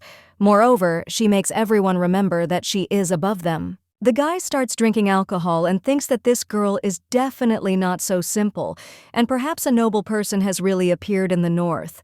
The young lady tells the next one to come. Then the knight with black hair cries out to be allowed, but the knight in front of him asks if he knows that he is standing in line. The young lady Lishu smiles and tells them not to worry, there is enough for everyone. Glenn watches his wife and can't help but smile. That same night, someone sneaks into the office with the documents. It turns out that it is the main character. She puts a piece of paper into the stack and says that everyone in this family, and even the ancestors, should thank her. A little while later, the girl screams that this document talks about the dragon Rio. The servants are shocked by this. One of them says that they only just received these lands, and then such a disaster occurs. The marquis says that he did say that everything went suspiciously smoothly, but because of the dragon they won't be able to get rid of these lands, so he says that something needs to be done. The young lady says that it seems he shouldn't worry, because it says there that the dragon's owner died long ago. And apparently Count Alteo only received the report and has not yet had time to begin excavations, so all the rare items have been accumulated for the dragon, now theirs. The Marquis is shocked. He wonders why something good happens so often, because he has never been so lucky. The young lady looks at him and thinks that he must not believe in such great luck, and thinks that of course he does, because it is all thanks to her. Then the young man asks how she read this document, and the knight adds that they also saw it, but decided to skip it since they could not make out Count Alteo's scribbles. The main character is shocked. She thinks that even though she wrote with her left hand, it is really so incomprehensible. Now the young lady understands why no one said a word about him for 4 days. The young lady laughs and says that her father has similar handwriting, and she has been used to it since childhood, so it would be better not to send him to a search party as soon as possible, because it would be better to find out the scale of what is happening before returning to Winterfell. Glenn says that she only has different talents. The young lady does not understand what he is talking about, and he just turns around and orders Anils to quickly send a detachment to search for the dragon. A little while later, the boy stands on a hill and looks at the fertile land that is now his property. But there is one problem. Anils turns to his master and says that I have enough farmers because of this. Most of the fields are idle. Because the Count of Altea extorted large taxes from the farmers who rented the land, people began to die of hunger in the spring when there was not enough food and eventually simply fled the county. When the farming season begins, he will be able to strengthen his forces and prepare for civil war. But even if he forces those farmers to move to these lands, there will still not be enough labor in such vast spaces. One of the servants approaches the master and asks how about Togo bringing back the farmers who fled from the county. After all, if he gives the order, he will lead the army and turn the whole area upside down. The peasants most likely created their own village and live in it. The young lady, however, claims that if they force them to return, it will affect the Marquis's reputation. She asks if it wouldn't be better to use homeless people, because then they could easily solve the problem of labor shortage. Glenn says it's not a bad idea, but will they want to settle there? Because even if he lowers taxes, they won't trust him so easily. Because from their point of view, Alteo is a terrible territory, and the truth only becomes obvious after some time. The young lady just remains silent, and the guy doesn't even guess what she's thinking about again, after which he approaches her and says that Nadia must have an idea. The young lady understands that he himself is asking her opinion, but does not understand why. She asks if it's noticeable on her face. The girl claims that if he lends her his sword, she thinks she can solve the problem. Glenn asks why she needs a sword. He understands that this sword is the head's sword, which is passed down in the Winterfell family from generation to generation. So what is the young lady going to do with it? Then the Marquis puts his hand on the sword in its sheath and approaches her. The main character thanks him, but the guy just walks past her and hands the sword to the knight. Nadia turns around, not understanding what's wrong, and her husband just says that the sword is too heavy and it will be difficult for her to carry it, and Fabian will become her hands and feet, so let her just order him around. The main character claims that she is not that weak, but the Marquis only says that she seemed lighter to him than he thought. Nadia does not understand what he is talking about. But then the realization dawns on her that he might be talking about that day. Now the young lady understands that, as she thought, something has changed in Glenn. A little while later, 2 men are sitting in a diner. One of them asks if his interlocutor has heard about the story. The other gestures to ask what he is talking about. Then the blonde says that the whole village is talking about it, and he still doesn't know the story about Peter and the 10 bars of gold. One day, a new owner appeared in the county of Alteo. The new leader hung an interesting sign near the gate of the fortress that whoever would pull the ball out with his head would get 10 gold bars. All the people wanted to get the gold, but no one could get the leader's sword. One woman from the village cried out that this was a test from the chief, and this sword was not a simple one, but was the property of the chief himself, and he was checking whether the new residents would dare to touch his things. Other villagers agreed. But that day a brave young man appeared and cried out that he would try to pull out the chief's sword, after which he did so. Then one of the chief's servants came out to him. The villagers were a little agitated by this. They almost buried the young man. The lord approached him and asked if he was the one who pulled out the head sword, and then told him to kneel down and accept the reward from the chief. It was a chest with 10 gold bars. The headman's promises was greatly rewarded and lived happily. That's the end of the story. The guy says that what happened is simply unbelievable, and his interlocutor says that the new leader is different from Count Alteo and is not one to speak ambiguously. And the man also claims that he heard that this story has spread to other villages and that Baelong Fortress has again filled with peasants. But suddenly one of the guys screams and offers them a drink because the new head promised to significantly reduce taxes, so this year they will live well. Everyone in that diner is overjoyed about this, and at that moment, servants run up to the main character. One of them claims that the head of the peasants is on his knees asking for permission to return. The second reports on the repair of the broken weapon. The brown-haired lady smiles and says, well, Glenn watches his wife at this time. He thinks that the girl is so energetic as if she is offended by her past life. He does not understand why she, sparing no effort, deals with the affairs of Winterfell. Although the young lady says that it is because of her love for him, then why is she not interested in him at all? At this time, one of the servants bursts into the room. He says that they finally found the diagram of the Baelong Fortress. When they look at the plan, the marquee claims that the walls are very strong and that the inside of the building resembles a labyrinth.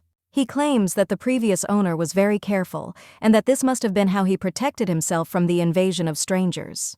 The young lady understands that they were the strangers. She thinks that the Baelong Fortress is called the Iron Fortress because there are many secret places inside, and perhaps in one of them lies the treasure hidden by Count Alteo, so everything needs to be checked. But, frankly speaking, they have a goal more important than treasures, because in the past, Alteo, together with the gnomes, sold high-quality steel items. These were materials, weapons, and even household items. The young lady understands that they would be of great help in the development of Winterfell. So now she thinks with the plan of the fortress that it seems all the secret rooms have been found. But unfortunately, there are no traces of the gnomes and even signs that they cooperated. Suddenly, the young lady bumps into her husband's back and asks for forgiveness because she was lost in thought. She asks Glenn what happened, but he only says that it's all a bit strange because the path is blocked, but there is a gap and the wall is a bit shabby. The guy looks at it and puts his hand on it. He thinks that maybe there is a passage behind it, and when he opens it, he sees a passage to the stairs inside. When the young lady goes there, she realizes that there is a room with the wall. No matter how much she looks, she does not see any difference, so she wonders how he knew. The knight says that this place is not on the map, and it is somehow suspicious, and Glenn suggests going down. When the main character goes down the stairs, she sees traces of red liquid on the walls. And when they finally get to the very bottom, they see a forge. Glenn wonders why Alteo hid it in a place like this.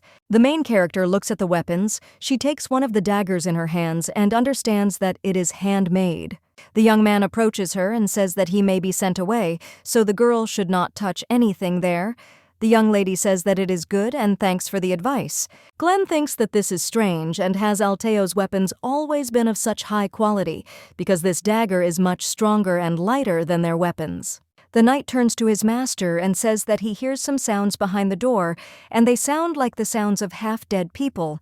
Then the marquee approaches the door, and the young lady thinks that they have found a forge hidden in the dungeon and high-quality weapons. But what if there is something else behind this door? Glenn says he will check and orders the knight not to leave the lady. Fabian says that several days have passed since they took possession of the fortress. Are there really people left there? Well, what if they are not people, but ghosts? The young man tells him to just stand near the lady, after which he kicks the door down and goes inside. The guy sees something that looks like a prison there. Someone screams from the cage that he will do as the master orders and claims that he was wrong. When the marquee approaches the cage, he sees several people chained there, and he realizes that they are dwarves. The young lady sees red stains on their clothes and wonders what happened there and why they are chained in such a place. One of the gnomes asks to spare them. He cries out that last time they committed a terrible sin. But Glenn only asks why they are there. Cannon asks if the guy wasn't sent by Count Alteo. He claims that they just came to see the human world, and that's true. The Marquis understands that his enemy also exploited the gnomes. The author asks the master what they should do. Then the guy says that he will personally deal with this. The main character thinks about what he is talking about and becomes a little wary. Her husband kicks the door down and goes inside, reaching for his sword. The dwarf is very scared by this, but the guy only swings with a serious expression on his face. The main character is shocked by this. She immediately hugs her husband from behind and asks him to wait. The young man asks what she is doing, and Nadia says that they can't be finished off because they are just victims exploited by Count Alteo. The gnomes are still in a state of shock. And Glenn asks why the girl thought of such a thing. The young lady is shocked and asks if he wasn't going to do it, because if so, then why would he need a sword? But the guy swung his sword with such a serious face that how could he not think of the worst? The young man only cuts the chains and says that he wanted to free them. The marquee then states that his name is Glenn, and he is the new head of the county, so the guy asks if they could tell what Alteo did to them. The gnome looks at him and says that they themselves did not expect that everything would turn out like this. They wanted to see the world, and in this world, try to create new things using resources and their skills. Thinking about this, they went outside, but no one was happy to see them. The people in the village only screamed that they were monsters. Another gnome told Mr. Miar that this was the last house and maybe they should go to another village. In addition, they had a sick baby with them, but they were only busy running away from people and no one helped them. Then they found themselves in the forest and were trying to get out of the rain. She claimed that there was no sign of the rain stopping and asked what they should do. Mir thought that if this continued, not only the child would be in danger, but everyone else as well. He thought if only there was a place where they could hide from the rain for a while. That's why he claimed that he would go to the fortress, because if their lava lived there, then maybe he would take pity on them. Another dwarf said that he would also go with the master. Then Miar came to the fortress to the lord and, kneeling, asked him to help them until the child's fever subsided. The owner of the fortress thought what kind of abomination this was, and he assumed that they had a serious matter, but it turned out that everything was completely different, so he wonders who let these beggars into the fortress. And then he asks the knight about it. He claims that the new guard did it, and the lord says that he doesn't need to know. Then he orders his hands to be cut off and thrown out along with this brat. One of the gnomes begged the master not to drive them out, because they did not have many things with them, but they would do everything and let him listen to them first. The knight simply grabbed him by the collar and asked why he was so persistent, which caused the dwarf to drop the cup from his hands. The count, when he picked it up, told the knight to leave them. He did not understand where they got such a precious thing from, and they probably stole it. So the guy says it's very suspicious that they have such a rare thing. He asks if the dwarves stole it, and they say that the lord misunderstood everything and they made this cup themselves. Alteo doesn't know where they came from, but they seem to have skills, and if they're good at something, they could be useful. So the dwarves were able to get into the fortress. Alteo said that they could stay there while they did whatever he said. He locked them in the basement to protect them from possible threats. We didn't mind because we wanted to stay there until the child recovered. However, when Miar thanked the Lord for everything he had done and said that the child had gone so they were leaving, Alteo's reaction surprised him. The Lord said that he picked them up too, but they were so ungrateful, he asked if they wanted to leave the fortress and said that it was nonsense. Mir asks if he himself didn't say that they can stay there until the baby gets better if I do everything he wants. After all, they no longer need to stay there. The guy looked at the weapon and said that as the head of the territory, he was obliged to protect the local residents, and if people like them broke into the village, it would be a disaster. Staying there, they learned how to make weapons, so how can he know what they will do with this knowledge once they leave the fortress? Then the Lord says that he must deal with them. Mir wonders what he is talking about and whether he really didn't think of letting them go from the start.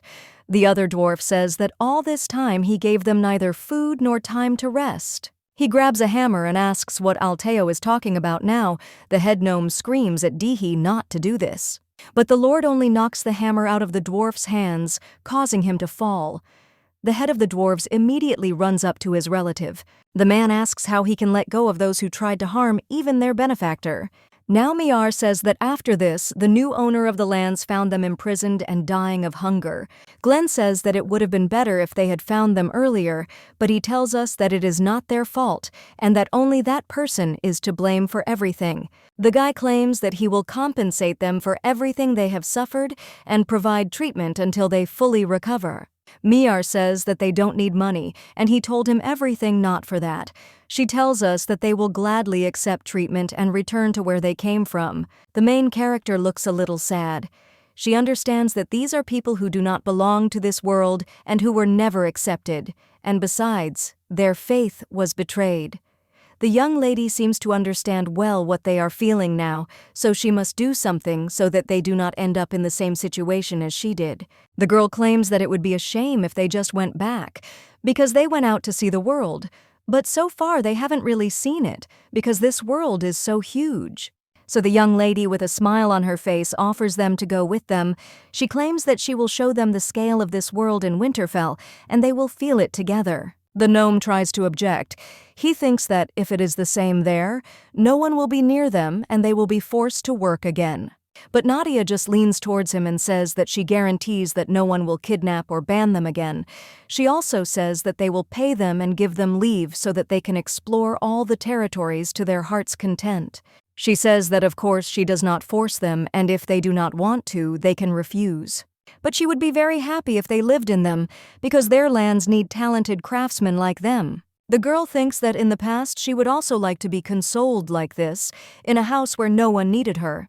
Mayar wonders if they need them, and Glenn says he thinks the same. He says he understands well that they are afraid that something like this could happen again. But he claims that they don't have to worry, because as the new leader, he guarantees them freedom and security. The gnomes look at each other, and then their leader turns around and says that it seems like everyone thinks the same. Then the marquee extends his hand to him and says that it is a good decision, and first they should be cured, and then they will talk about where they will live. The guy says that he will take care of them. A little while later, a knight bursts into the room of the marquee and marquise. He shouts to the master that they have completed the inspection of the iron ammunition. As the lady said, they are incredible and invites the gentleman to just look at this quality. The marquis says that he said to test them, not to put them on himself, and the knight says that in any case the result is good. He asks how the young lady came up with this, but it always turns out as she says. The main character understands that, to be honest, these are not her ideas, but she says that she has been thinking about this for a long time, but there was no chance to check, and then they hired dwarven craftsmen and found iron ore. Everything was perfect for trying. Nadia realizes that iron armor is much stronger than regular armor, but this will be revealed later. Based on someone's future, the young lady knows all this only because she has already lived it. Glenn turns to his wife and says that if they can distribute such armor to others, their army's defense will increase 100-fold. The main character says that of course she wanted to do so. She claims that she ran there for this reason, and when they return to Winterfell, they will be able to improve the weapons too. The guy thinks his wife is the one whose thoughts he can't read. The young lady thinks everything is ready. She drinks tea and understands that with the money from the dragon and the thorny vine, the territory and food in the Rhine region, and an army fully equipped with iron armor and weapons, this place will soon be on par with the south. The girl thinks that the Duke and her sister are in for sad last moments of life. Someone tells the lady that he is coming in. It's Fabian. He says he brought the item she was talking about. The main character thanks him, and the guy says he found the most famous master in the Rhine. He asks if the girl knows how hard it was to do.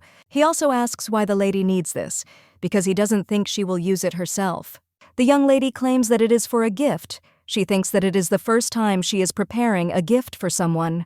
In her past life, she did not have a single person of her own to take care of, and naturally she did not receive gifts from anyone either. And if you think about it, he did give her something once.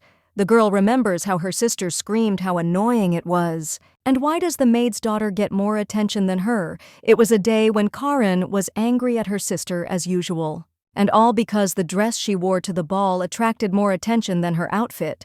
She herself threw the dress to her as a handout. The young lady thought that if she kept quiet, she would soon calm down. Well, the blonde just screamed whether her sister was ignoring her. Nadia thinks that Karin always took out her anger on her, and at some point she resorted to assault, so the girl was expecting this. And then the main character's husband passed by, and when he noticed this action, he grabbed the blonde by the hand. He asked what Lady Karin was doing now. The blonde told him not to interfere and to go where he was going because it was the sister's personal business. The brunette asks if it is personal and then turns to the young lady and says that then he too might have a personal matter with her. After which he takes the main character by the hand and says that he needs Lady Nadia. The lady with brown hair did not understand what was happening and told Lord Jiho to wait, but he only continued to lead her along. The blonde was left alone in the room, and this couple went to the restaurant. Jiho claimed that red suits Nadia very well. The main character thanked him.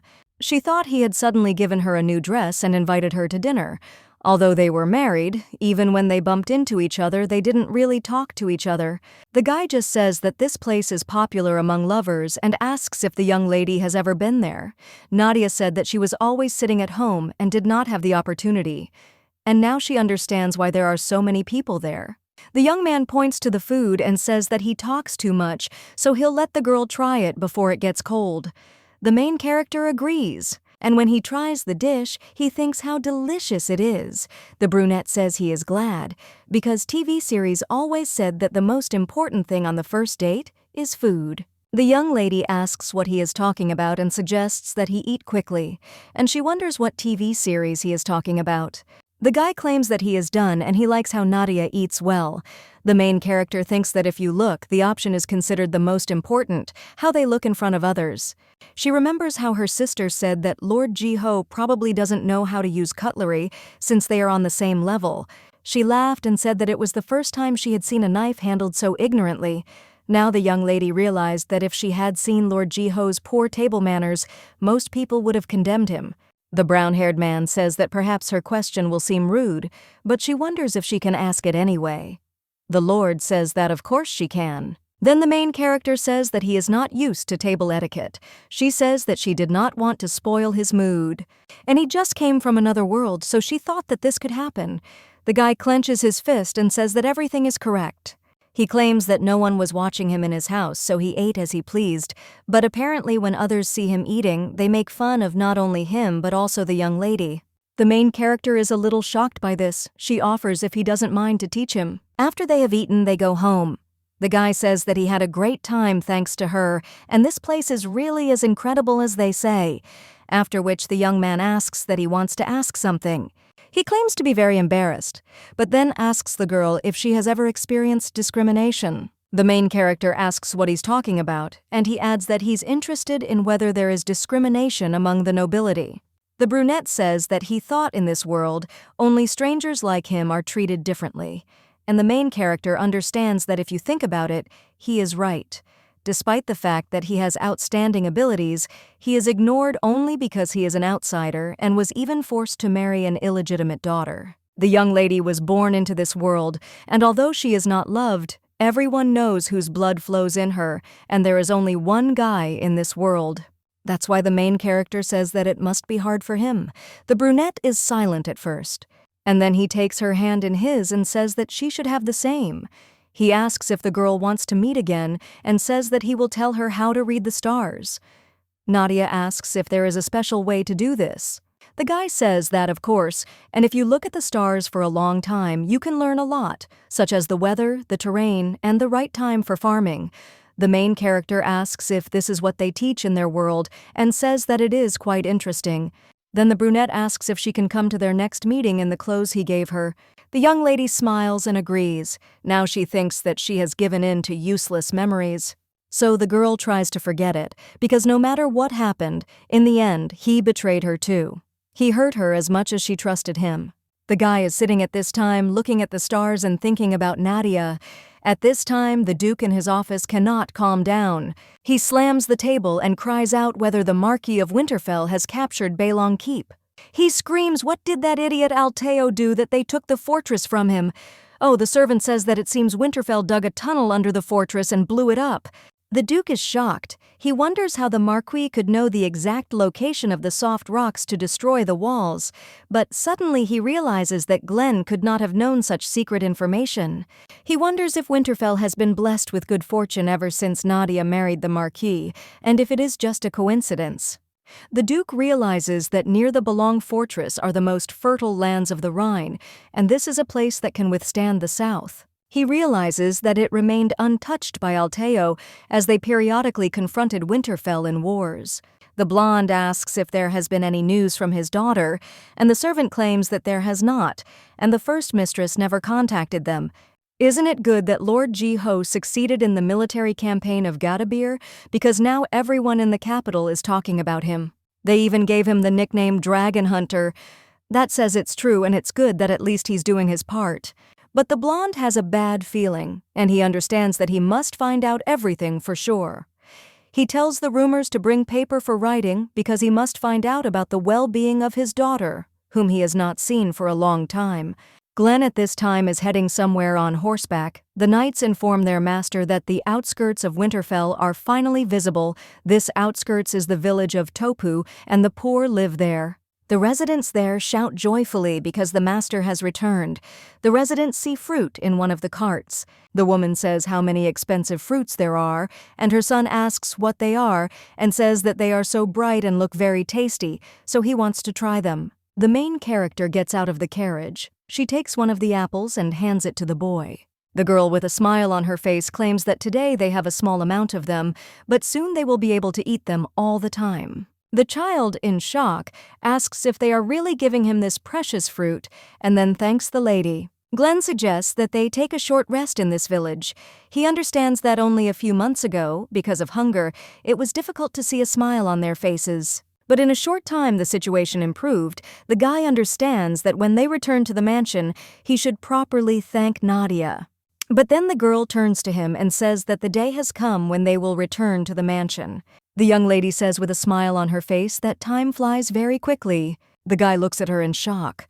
The lady with brown hair thinks why he is staring at her like that and wonders if she has something on her face. She says she just wanted to tell him something before they left and claims that when they arrive at Winterfell, that procession. The young man doesn't even listen. He's wondering why he didn't notice this before, that the girl is quite beautiful. He realizes that she is not at all like her father. He, of course, thought that she was not ugly. But the young lady breaks him out of his thoughts and asks if Glenn is listening to her. He immediately apologizes and says that he was lost in thought. Then Nadia claims she was talking about the ceremony of returning to Winterfell and his place in the procession. The boy puts his hand on his head and says he forgot, and then says she will enter the grounds with him. The young lady remembers something important and says that she wanted to tell him earlier, but she didn't want to be seen, so it's better for her to stay in the carriage.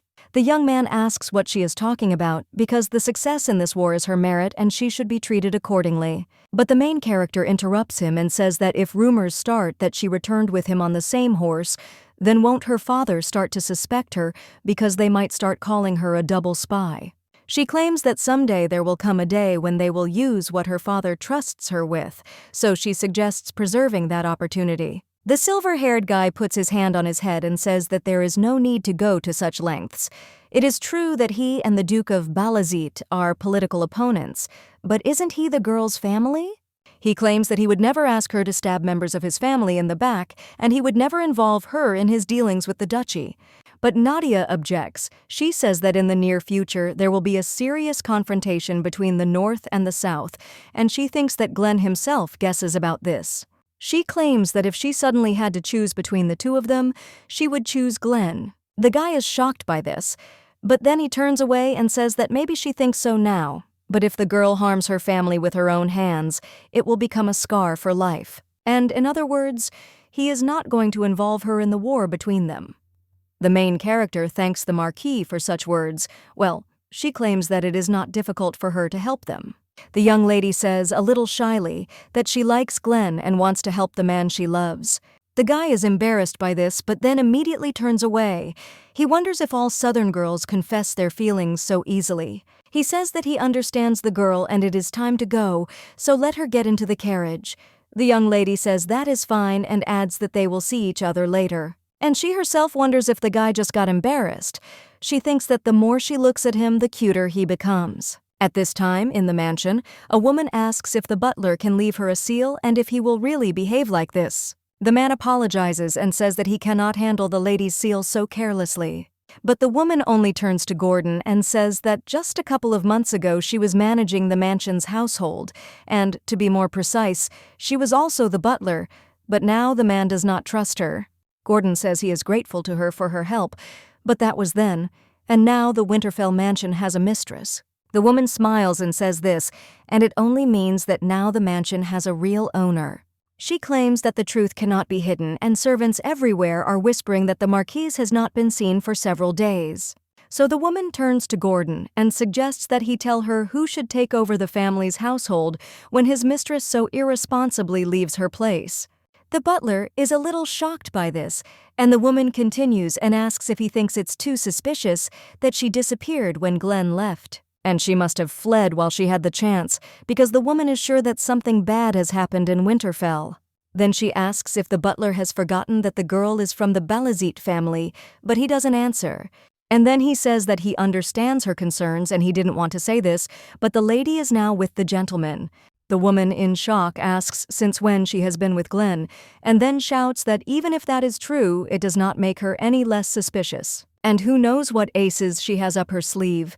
The butler says it's possible, but as for the household, the lady will deal with it personally. The woman is in complete shock. She wonders what this girl did that the butler is so unquestioningly on her side. She screams how Glenn still hasn't sent her back because she was definitely in his way. Gordon says he doesn't know and they will be back soon, so let her ask the gentleman herself. The woman asks what he is talking about, and he claims that the marquee will be back home soon. At this time, Glenn returns to his mansion and everyone congratulates him on his victory. His aunt also meets him and says what a relief it is that he has returned safely. The guy asks his aunt if she came out to meet him and claims that he returned. The woman just says with a smile on her face that this is incredible and a truly great achievement.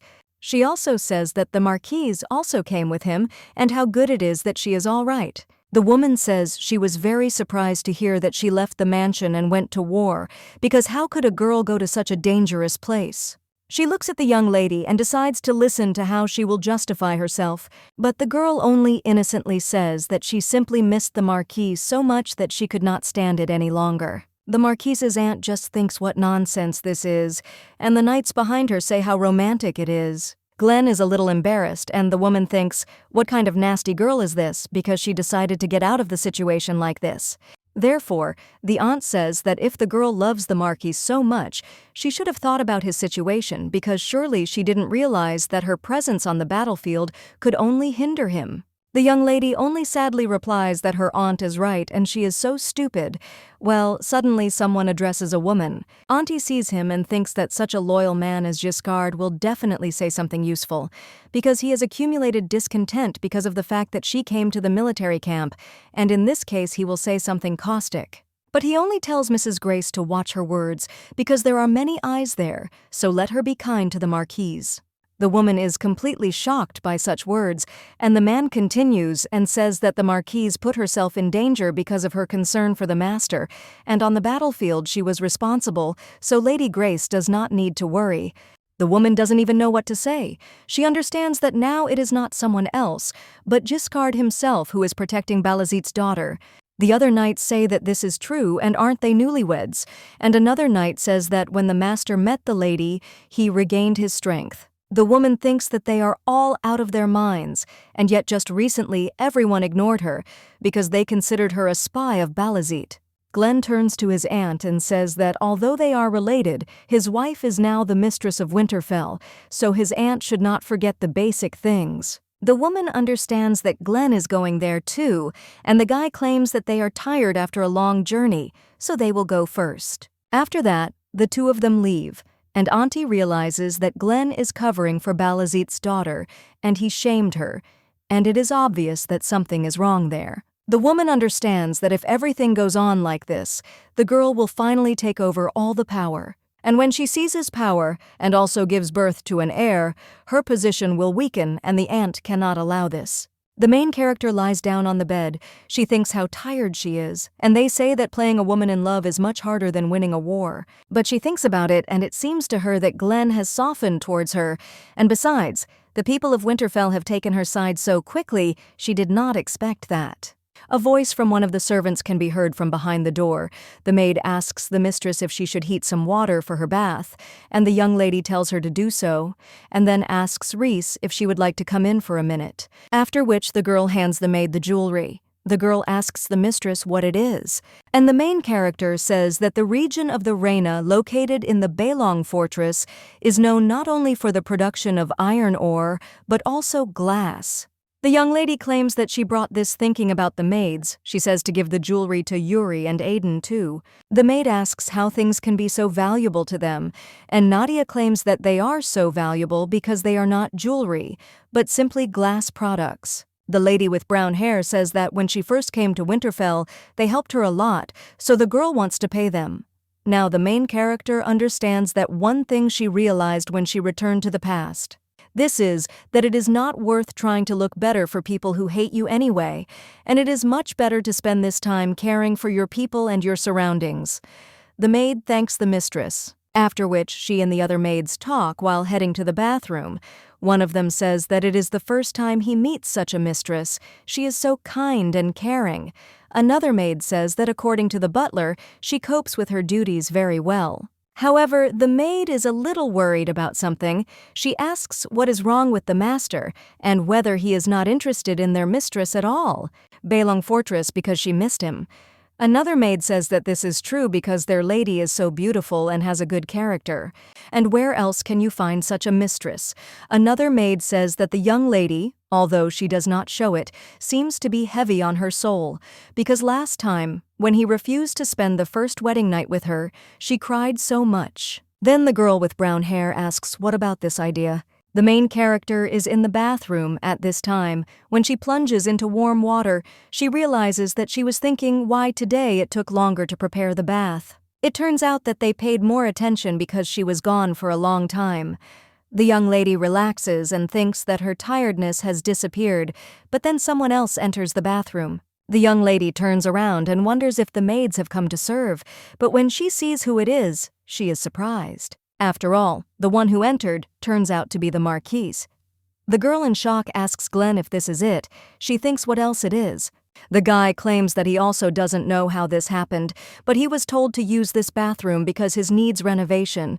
The young lady seems to understand what happened. She remembers how the maid told the mistress to trust her, but she just thought that the maid was simply taking a responsible approach to her work. The girl thinks that this is the first time she sees Glenn so embarrassed. She says that it seems that the servants are playing a joke on them.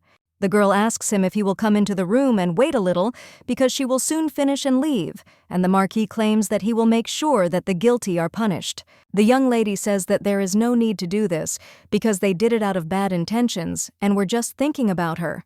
Then the guy says he'll go and the main character turns around and sighs. The boy suddenly stops and wonders if he really looked so insensitive that they had to resort to this, and then he turns around. And then sits in the bathtub next to his wife. The main character is completely shocked by this, and the guy is only a little embarrassed. The young lady asks if he has decided not to leave, but he only says that if he leaves now, rumors will start that he has rejected her again, and she will be in a difficult position. The young lady wonders if he is thinking about her now. Then she smiles and tells him to stay a little and come out. The main character thinks that there is nothing wrong with it, and he is so cute when he tries.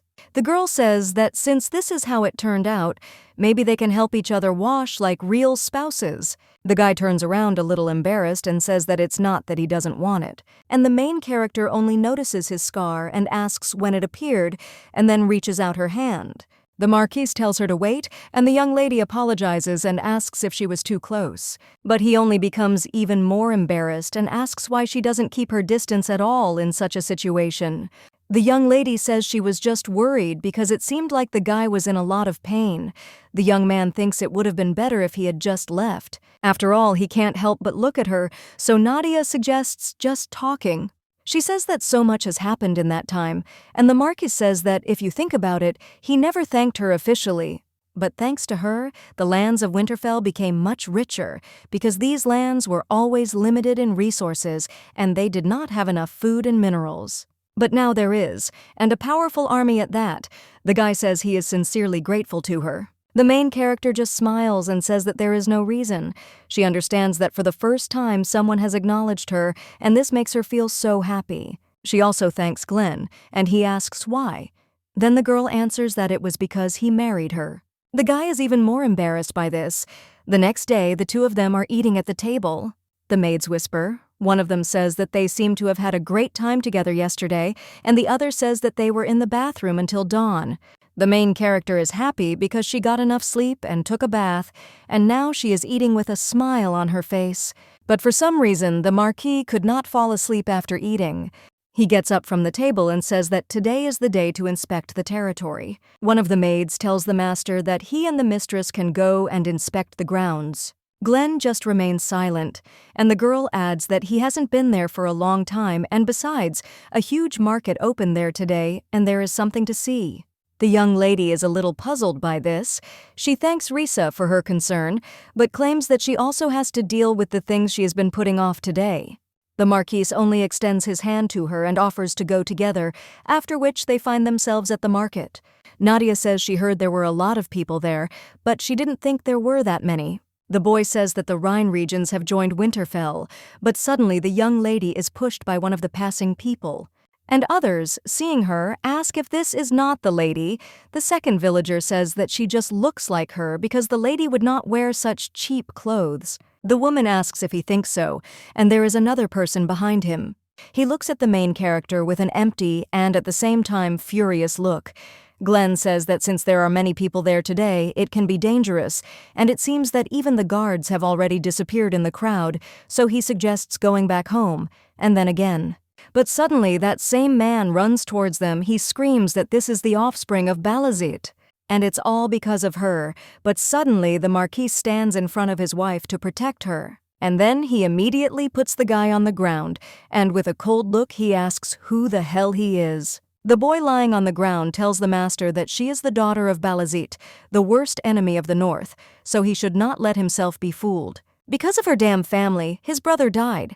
The resident screams that they don't know how to fight properly and then puts their soldiers on the front lines. The main character is horrified by this. One of the residents asks what is going on. Two ladies whisper that it seems his brother died because of the Balazit family. One of them says that it is of course true that they have bad relations with the South, but is it the lady's fault after all? The girl sacrificed so much for Winterfell. But suddenly a woman from the crowd screams. She immediately falls to her knees and asks the gentleman for forgiveness. The woman says her son made a huge mistake. She claims he was always a sickly child and stayed at home, and after the death of his only brother, on whom he could rely, he still cannot come to his senses, so she asks the master to spare him. The woman claims that her first son, Henry Clark, died in the Calais expedition, and it is not the lady's fault. She claims that she knows that there is a severe punishment for desecrating the honor of the lady. But in memory of her first son, she asks him not to do this. Glenn is silent for a while and then lets the guy go. He says he remembers Henry Clark. The woman doesn't understand what he's talking about, and the Marquis continues his speech. He claims that the boy was the one who fought bravely on the front lines for Winterfell. He also says that the young man died as a hero. Then that guy can't hold back his tears, and his mother too. At this time, the main character approaches the Marquise and says that everything is fine with her, so she asks me to make a problem out of it. She says that the truth is completely fine, and the Marquis turns around and says that since his wife says that it is fine, he will let it go. He bends down to the woman and puts his hand on her shoulder, and then claims that it must have been hard for her. The woman only thanks the lady with tears in her eyes, and then leaves with her son. The young lady thinks that for a while she forgot how strong the hatred of the people towards Balazit is. And this is understandable, because her father has done a lot of things, and solving just a couple of their problems will not improve the situation much. That same evening, the main character is sitting with papers, but then a servant approaches her and says that it is already very late, and it is time to rest. The young lady asks if so much time has passed already. Then she says that she is fine and will work some more and they can go, but Anil says that they will anyway. However, the main character interrupts him and says that she does not want to sleep yet, but promises that she will not stay up too long, so they should not worry. The servants exchange glances, then ask to be excused and leave. On the way, one of them says that he is really grateful that the lady is trying so hard for the residents, but isn't she overdoing it? Well, another says that she looks like someone who needs something to immerse herself in. Glenn is practicing with a sword at this time. He decapitates one of the dummies, and then he looks at it furiously. The Marquise remembers that guy at the market and realizes that the servers' losses were huge because Balazit put their people on the front lines during the expedition, and that's not all. He swings his sword at the mannequin again, and he thinks that the Duke is also an enemy of his parents and Nadia is his daughter. But all this evil was done by her father, not her, because Nadia helps them, and if it weren't for her help, Winterfell would not have been able to prosper so much, and the girl is not their enemy. Anna, on the contrary, is a blessing. However, the fact that she was a member of the Balazit family had not gone away, and she must have also enjoyed how I saved his parents and walked all over innocent people. But then he throws away his sword and puts his hand to his head. Then the knights come to the training ground and say that the Lord is early today. One of them claims that recently he has been constantly a mistress and he was not seen there, but his face has become so handsome, and is it really because he is a newlywed? But then the guy with the bags under his eyes turns to them, and the knight says he takes it back. He asks where the lady is, and if everything is okay with her, then the knights gather in a semicircle and start gossiping. One of them says that the guy was really so gloomy when they mentioned the lady earlier, and the second says that their master is such a blockhead in these matters. Then the third asks if he still hasn't accepted the lady's feelings. The young man looks away, and the knights insist that everything seems to be so. One of them turns to the gentleman and says that no matter how passionate love is, feelings eventually cool down, and if he continues like this, he will regret it later. The knight with green hair asks if he thinks that there will be anyone else who will love him so sincerely, because the lady's feeling is real. The red-haired knight asks where else in the world there are girls like the lady, and that the Marquis is her type is his greatest blessing. The Marquis says that he knows it himself. He says that Nadia is too good for him. Then the knights agree and say that this is true, because she is smart, beautiful, and most importantly, she truly loves her husband. Then the knight asks his master what the problem is, because he thinks that if he loves her, what will happen to his mother and bedridden father? The guy is not going to blame Nadia for her father's crimes. But to love the daughter of the one who destroyed your mother is another matter, so he cannot accept her feelings. He thinks that they should not do this for some reason. Then Fabian runs up to the Marquis and says that the lady invites the gentleman to have lunch together. If he is not busy, he could come over. The Marquis is a little surprised by this proposal, but joins the meal. When they dine, they do so in silence. The main character thinks that it seems like he is still thinking about it, about what happened then. She says that she understands that the residents do not trust her because they know why her father has a bad reputation. But if the Marquis is suddenly worried about her, then he may not do this. But the guy just suggests not to talk about it. The young lady thinks that they can't just leave it like that, and she would really like to diffuse the situation. So she tells Glenn that they are married, and if something happens, it would be better to talk about it. She asks if he remembers how she said that she would choose him if the choice came between him and his father. The girl also says that she didn't just say that. To be honest, she's with her father. But the Marquis just cries out in satisfaction. The main character is shocked by this, and the young man understands what he has done. He immediately puts his hand on his head and apologizes. He says he didn't mean to get angry. The main character just smiles and says that everything is fine. She understands that he is worried. So when Glenn is ready to talk, let her know. She says a little sadly that she will wait, but the guy thinks that this is not all because of her, and she's just the daughter of the man who killed his mother. But despite that, he likes her. The Marquis understands that he himself is to blame.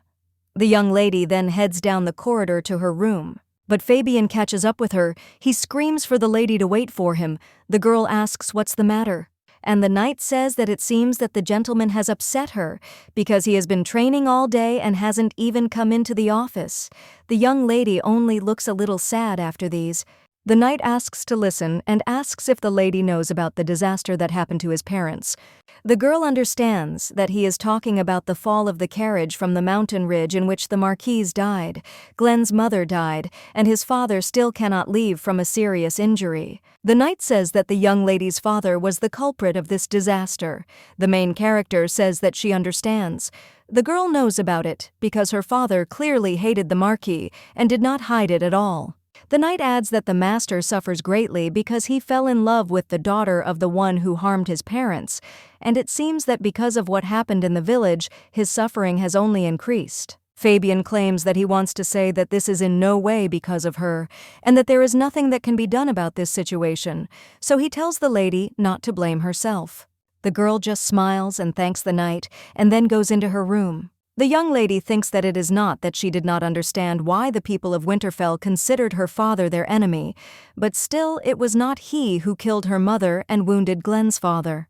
In her past life, the girl had heard this from him personally. The blonde claimed that it seemed that the marquee had many enemies within his own territory, although this happens to any family. The lady with brown hair asked if her father had anything to do with this tragedy. But he only asks if she thinks he would use such a cheap trick, and says that if he had had a hand in this, there would be no one left alive. Besides, if the marquis dies, then won't his son Glenn take his place? Because he is much better than his father, and the Duke can't read his thoughts. If Glenn officially takes the place of the head of Winterfell, then they will only become many times stronger. So the blonde asks why he needs help with this. The young lady understands that she also heard that the Marquis's body was already stiff, and she does not think that this is the result of the accident. After all, the people in the South would not act without the father's decree, so they have nothing to do with it, and that means someone else is behind it, as the father said, and the traitor among his own could be the one who could easily penetrate the Marquis's bedroom and the one who was trusted unquestioningly. The main character understands that she must find the real criminal, because if a civil war begins in the future, she must gather all her strength and cannot turn a blind eye to the problems within the state. But she doesn't understand how, because despite everything she's done for them, she still can't convince the people. But suddenly someone calls the lady. It turns out to be a maid. She says that she has just brought a letter from the Duchy of Balazit. The girl looks at the letter, which says that it is intended for his beloved daughter, and writes in her heart that after her departure the house was completely empty, and maybe she will write to him more often, as they agreed before her departure. The young lady understands that it looks like an ordinary letter, but by writing letters he definitely means transmitting information, and any reasonable person will be able to immediately understand this hidden meaning. The young lady thinks that if anyone sees this, they might think that she is in cahoots with her father, so she wonders how he could just send such a letter. After all, he must be giving her a warning so that she can send him information about Winterfell's weak point.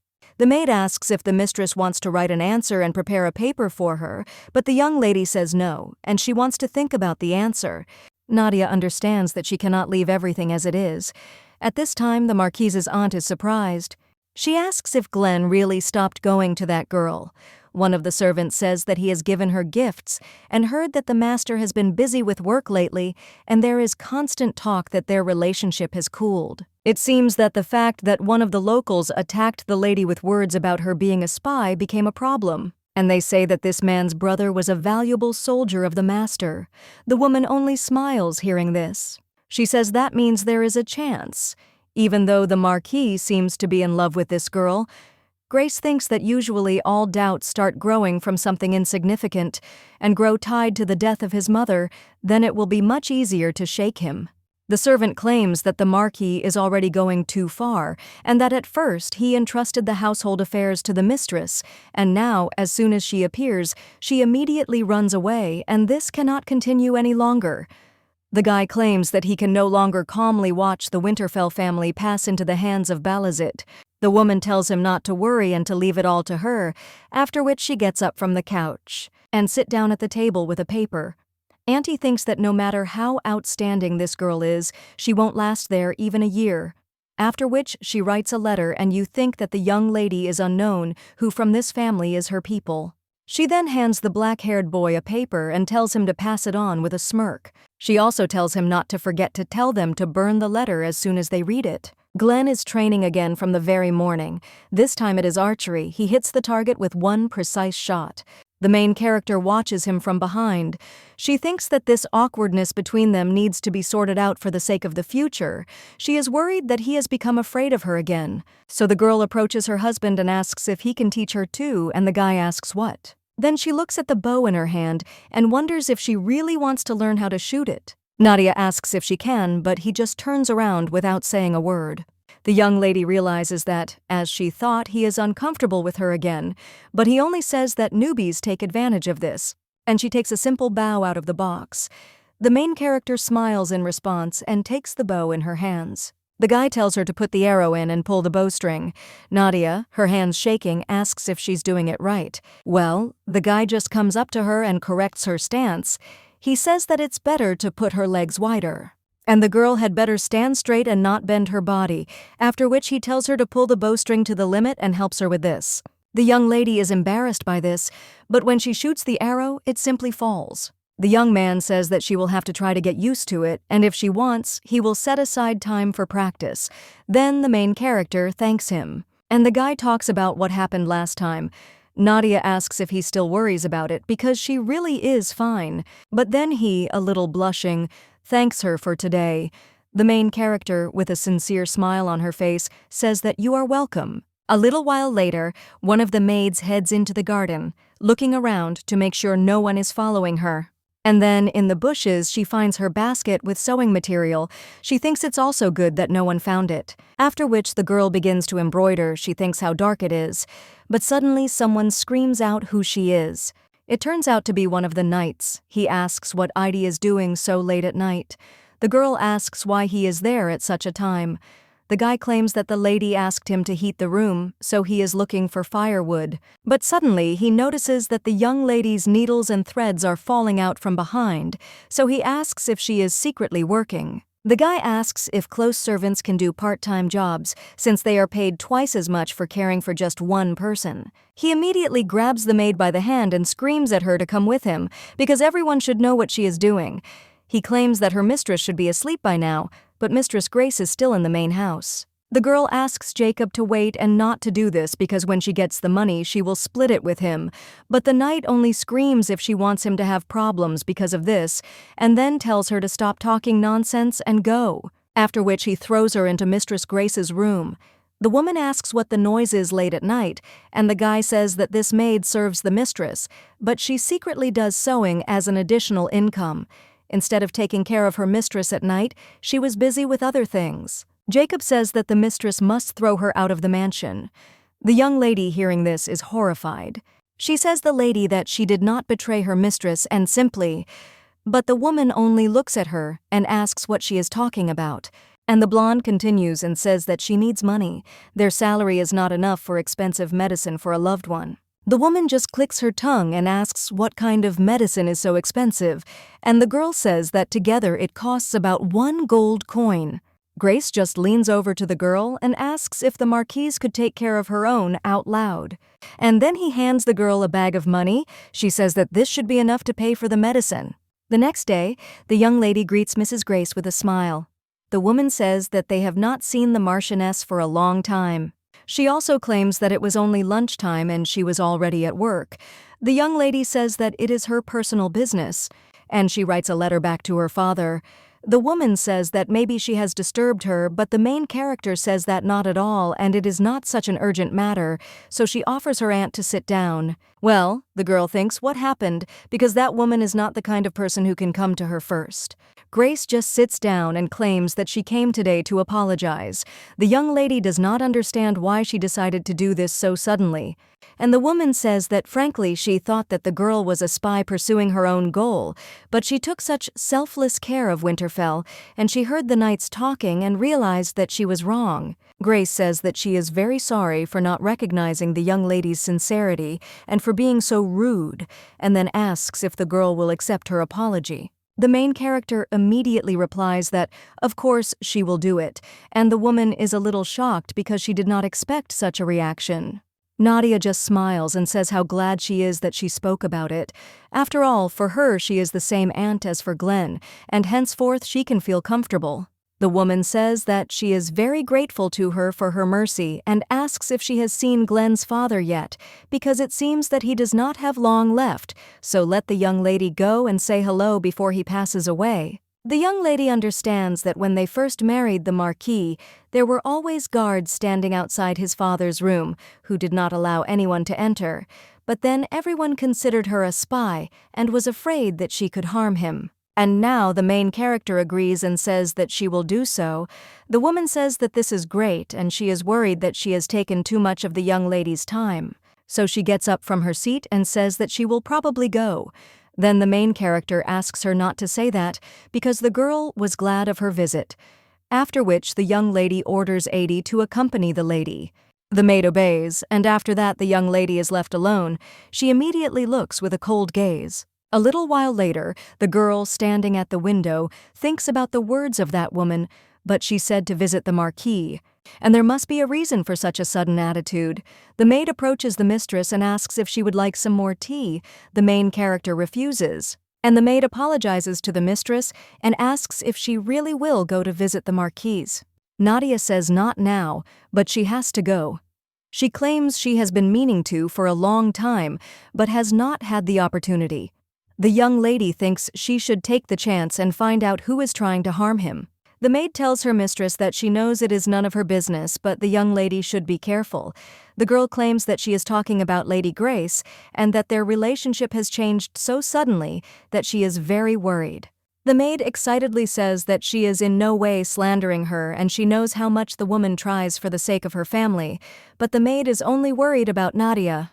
The main character smiles and says that she will be careful, and then thanks Risa for her concern. But after that, when the young lady looks out the window, she notices something strange. She sees her maid and Grace there, the two of them talking, and the young lady wonders why they are there. Risa says that Adi is the lady's close maid, but the lady and Grace no longer run the house, so she wonders why these two should be together. The main character thinks that this is somehow strange and becomes wary.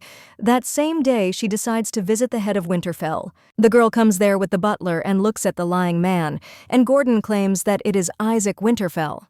Nadia will think that the man's face has become sunken. The butler approaches the lying gentleman.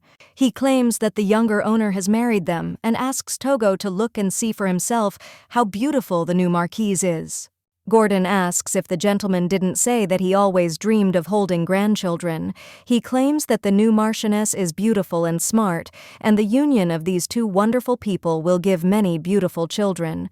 The butler holds his hand and asks him to open his eyes, then turns to Nadia and tells her to bow to the honorable marquis. The young lady thinks that Glenn must be every time he comes to him, and every time she wonders how much pain he is in. The main character bows and greets Sir Isaac of Winterfell. She claims that her name is Nadia, and she is the eldest daughter of the Duke of Balasith. She recently married and became a member of the Winterfell family. And even though she has little experience, she will do everything possible to avoid tarnishing Winterfell's reputation. Yun-Oh lady is so sorry for tricking Glenn into marrying her, but her words are still sincere, and she will only leave when she has made Winterfell a better place. After that, they leave the room, and the butler locks it. The main character understands that the room is very well looked after, and even the windows are locked. Now the young lady sees that everyone is attentive there, and no one can just enter and leave. Therefore, the girl thinks that, as expected, one of her own is behind the death of the marquis. But suddenly Glenn comes up behind them and asks Nadia why she is there. The main character only replies that she has risen a little, but wanted to visit the marquis because she is now a member of the House of Winterfell. And then she turns to her husband and asks if they can now go to the marquis together. When the young lady saw him in such a state, it was obvious that he was very lonely. The guy heard this and only agreed.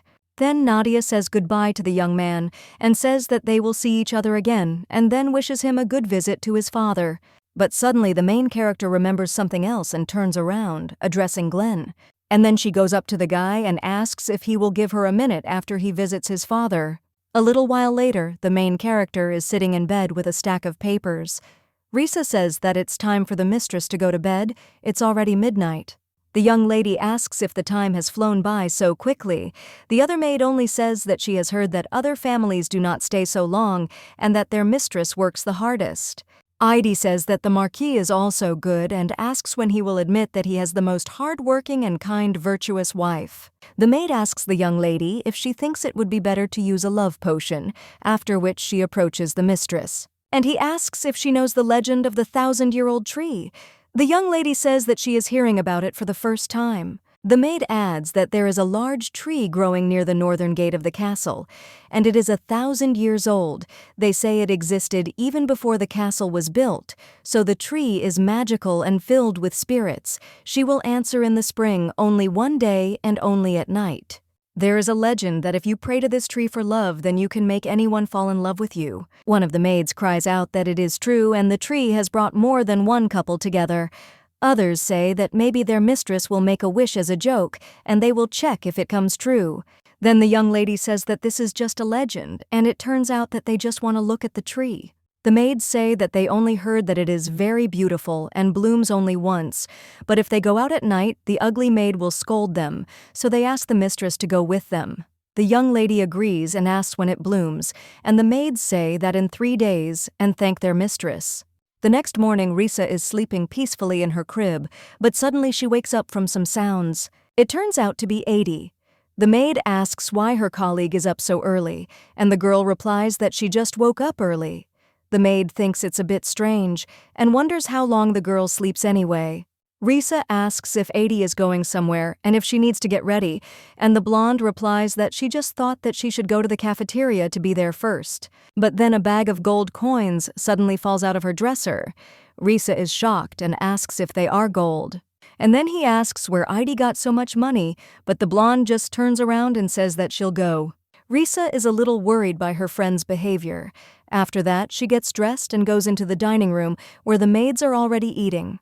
The girl wonders if 80 is there, but they agreed to go to the cafeteria. Then the young lady approaches her colleague and says that she is responsible for the food today, and then asks if 80 has eaten yet, but the maid says that it turns out that she hasn't seen her today. Then Risa asks Hazel if she saw 80 in the dining room and claims that she is one of the lady's close associates, but the girl replies that she did not see her. Then the brunette thinks when she could have disappeared in the morning, and she has a rather secretive behavior, and also where the money suddenly appeared from. Therefore, the young lady thinks that something is clearly happening lately. A little while later, the mistress and 3 maids head towards that very tree. One of them says that today they are a cloud and they are lucky, because on such a day the flowers will definitely bloom, and the other maid claims that she heard that the flowers of the 1,000-year-old tree are very beautiful. Then Risa asks if they know that inside the tree is the spirit of the daughter of the goddess of love, so she decides all love affairs. She suggests that the mistress pray for everything to be good for her, and another maid says that if everyone prays together, the wish will come true faster. The main character smiles and says that, of course, she is grateful, but aren't they too much of a burden on the spirit? After which, Heidi points to the tree and tells the lady to look there, because it is very beautiful. The young lady looking in that direction is surprised, and the maid asks if it is really beautiful. The main character just looks at the tree with pink petals, and Risa says that if the lady makes a wish, the marquee will definitely change his mind. Nadia thinks that it is really beautiful and it would be great if Glenn could see it. But then the young lady does not understand why she suddenly thought of him. The maid says that the mistress should close her eyes. After which Rhys turns to the spirit of the tree and asks Togo to make the Marquis fall in love with their mistress and let the two live happily ever after in Winterfell. The young lady thinks she is very grateful to her maid, but she and Glenn are not destined to be together, and someday she will have to leave Winterfell. But the girl folds her hands and makes a wish that Glenn will still find his love. After all, one day on this earth, Glenn will find happiness with a girl who will become the mistress of Winterfell. The young lady asks that one day he will definitely find someone who will truly love him. And maybe Glenn can make her happy. Hello, even though he seems cold, but in fact he is a very kind person. The young lady clenches her fist and wonders why she has such strange feelings then. One of the maids turns to the Marchioness and says that the lady's wish will definitely come true, because the Marquis of Winterfell and the lady are famous for their wonderful relationship, although their marriage was of convenience, but the tree will probably give its blessing. Risa asks the lady if they can stay there a little longer, because she doesn't know when the next time she will have the opportunity to see this tree will be. Nadia smiles and tells her to look at her health. She thinks, is it really fun to run away like this at night? After which the girl thinks that it has already become cool. One of the maids turns to her and asks if it is cold at night because the mistress is shaking. Nadia answers that it is just a little. Then Adi tells the girls that she needs to bring the lady back and that they should stay there for now, and if she sees them, then let them say that they were together and she left first. Then the girls thank their colleague, after which the blonde leaves with the lady. Risa thinks that in order to get there faster, it is better to go from the north than from the south. The girl wonders if there is a road she doesn't know about, while the main character walks with Adi. She says that it is cold in the north even at this time of year, although in the capital it is warm even at night. The blonde says that she didn't even notice and apparently got used to the northern weather. The girl wife asks if she will ever be able to get used to it, and the maid replies that of course she will be able to see the girl there for a long time, so she will definitely get used to it. But suddenly someone screams for them to stay put. It turns out to be knights. The young lady asks who they are. The blonde claims his name is Tristan and he is the captain of the inner guard. He asks the lady to excuse him, but asks where she is going. The young lady claims to be going into the room and then asks what happened, but suddenly Aunt comes out. She screams that this is a blatant lie and asks if the girl thought that she would not understand that she was trying to sneak out of the castle. The main character says that she doesn't understand what she's talking about and why there's a need to run at such a time. But the woman just screams how ashamed she is, and does the young lady think she can get away with it? Grace then unfolds the bundle of paper and says that it is a letter that the girl sent to Duke Balicet. The young lady then asks what is wrong with it, because if she had read it, she could have understood that it was an ordinary letter to her father. The woman only says that Nadia is an impudent girl and asks how she is not ashamed, after which she orders one of the servants to bring her a candle, and he brings a roll of paper to the fire, after which a secret inscription appears on it stating that the girl has fulfilled her duty and will leave at noon. The woman says that if you pour lemon juice on the writing, it will disappear completely, but if you hold the piece of paper to a flame, it will appear. So Grace asks if the girl thought she didn't know about it. The woman cries out that if she had willingly lingered a little, she would not have noticed, and then the girl would have already managed to go to her father a long time ago. The young lady claims that she never wrote anything like that, and someone is clearly trying to set her up, because if she was planning to return to the capital, then why did she get married? But Grace just turns around and turns to the doctor, screaming for him to explain. The man is a little scared, and the main character thinks that everyone, including Glenn and Giscard, are gathered there. The doctor will say that for some unknown reason, the Marquis suddenly had a fever in the morning, and now his body is simply boiling, and if this continues, then his life is in danger. Everyone is shocked by such news. The main character asks if the woman wants to say that she tried to harm the Marquis. And Grace only claims that she herself knows about her sins, because after the girl came to Isaac, supposedly to visit, he became ill. She screams that this must not be the first time the girl has acted like this, and this letter is proof of that.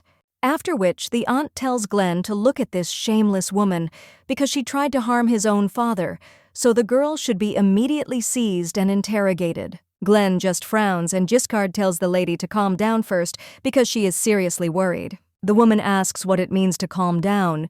You ask if he calls you the Marquis's friend, because how can she calm down when her family is being harmed? The Lord only says that it hasn't been proven yet. The woman asks what he's talking about, and she wonders why the guy is on that girl's side again, since he's always ready to sacrifice himself for Isaac.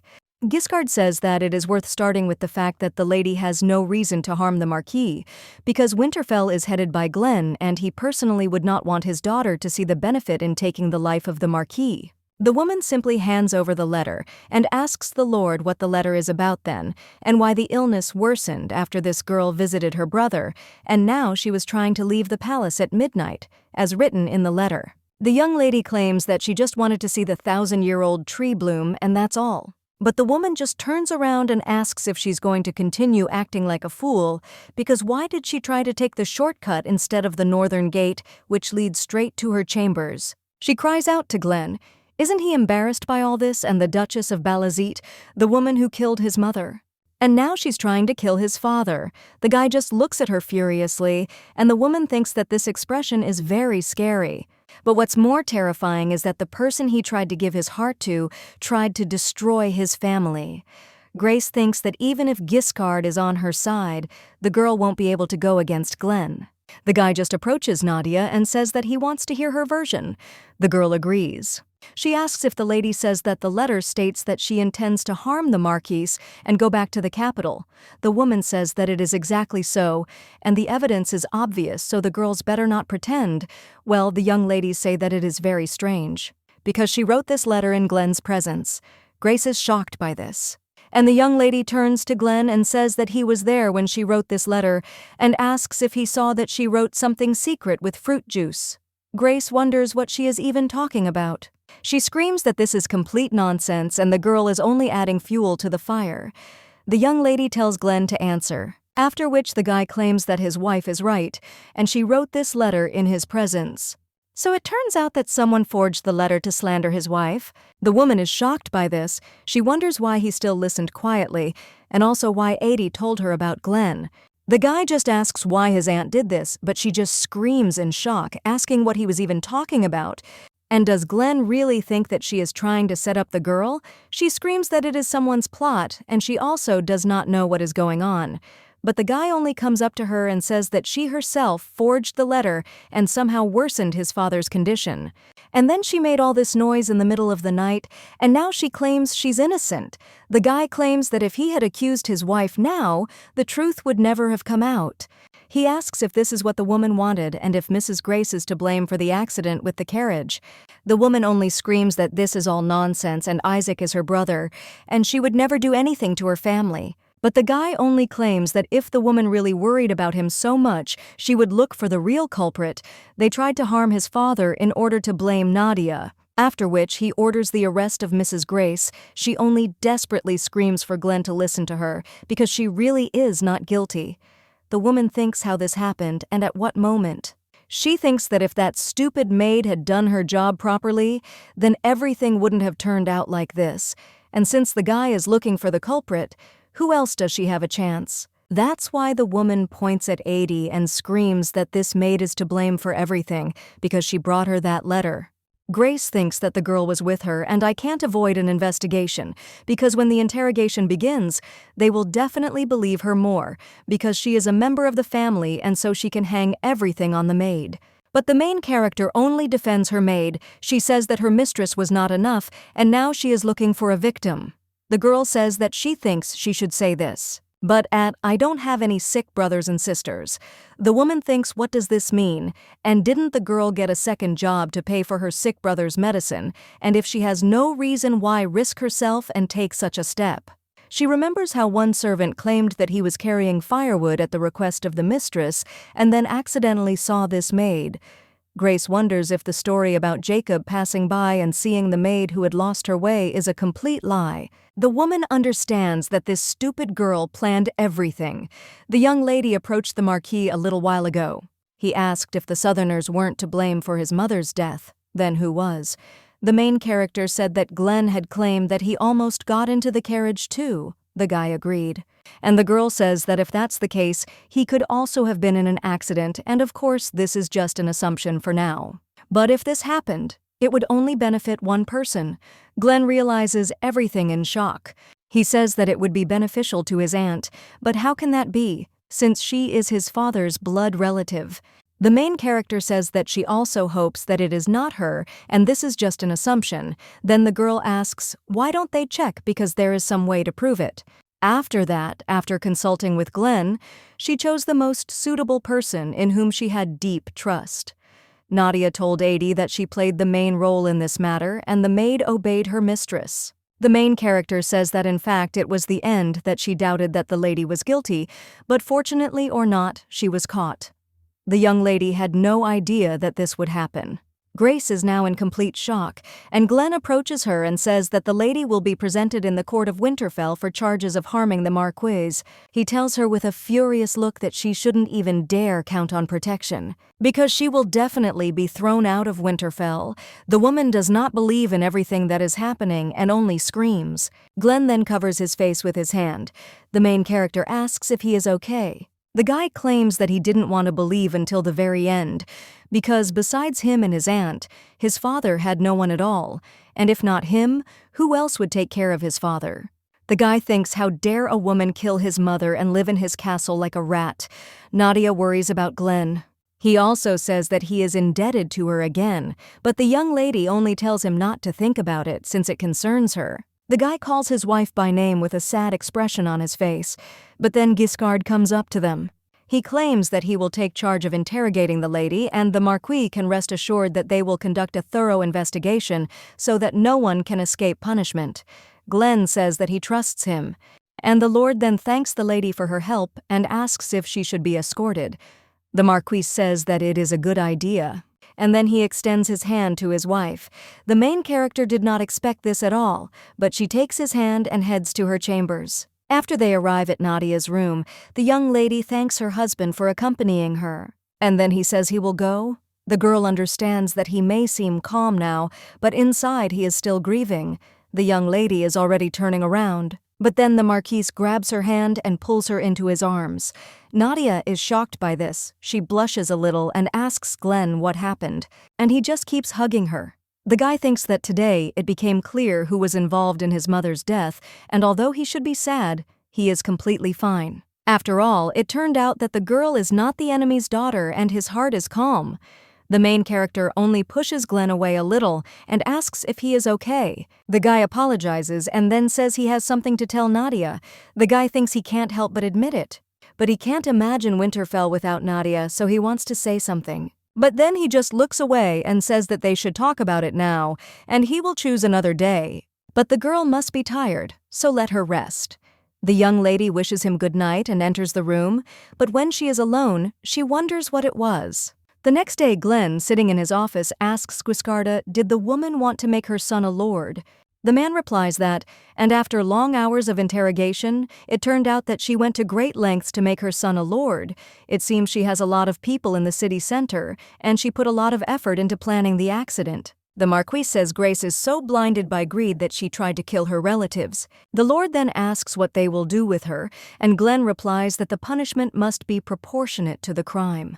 The Greenwood's property is to be confiscated. Guiscard says that his master is right, and he only adds that, of course, before that, they need to find out how the woman harmed her father. The guy asks if Grace confessed to it. Lord says he was just about to tell him. After which, the man asks if the gentleman remembers the painting that hung in the Marquise's hospital room. Glenn asks if this is the painting that Grace gave him, and if something was found on it. Guiscard says that it is true, and that giving a sick person a painting depicting the expulsion of an underworld god was such a common occurrence that no one suspected anything. But after examining the painting, the man noticed that the paint on it was highlighted with the plant Toxus. The young man begins to understand what is happening. He asks what kind of plant it is, and the Lord answers that when it blooms, it has a bright color that can be used as a dye. And when dried, toxic substances are released from the flower, which is why this plant is prohibited, but a similar color became lighter because the resulting dye was mixed with another paint.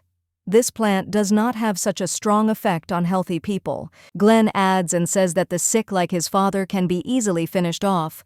Guiscard says that everything is true, and if it were not for the master, the Marquis would not have been saved.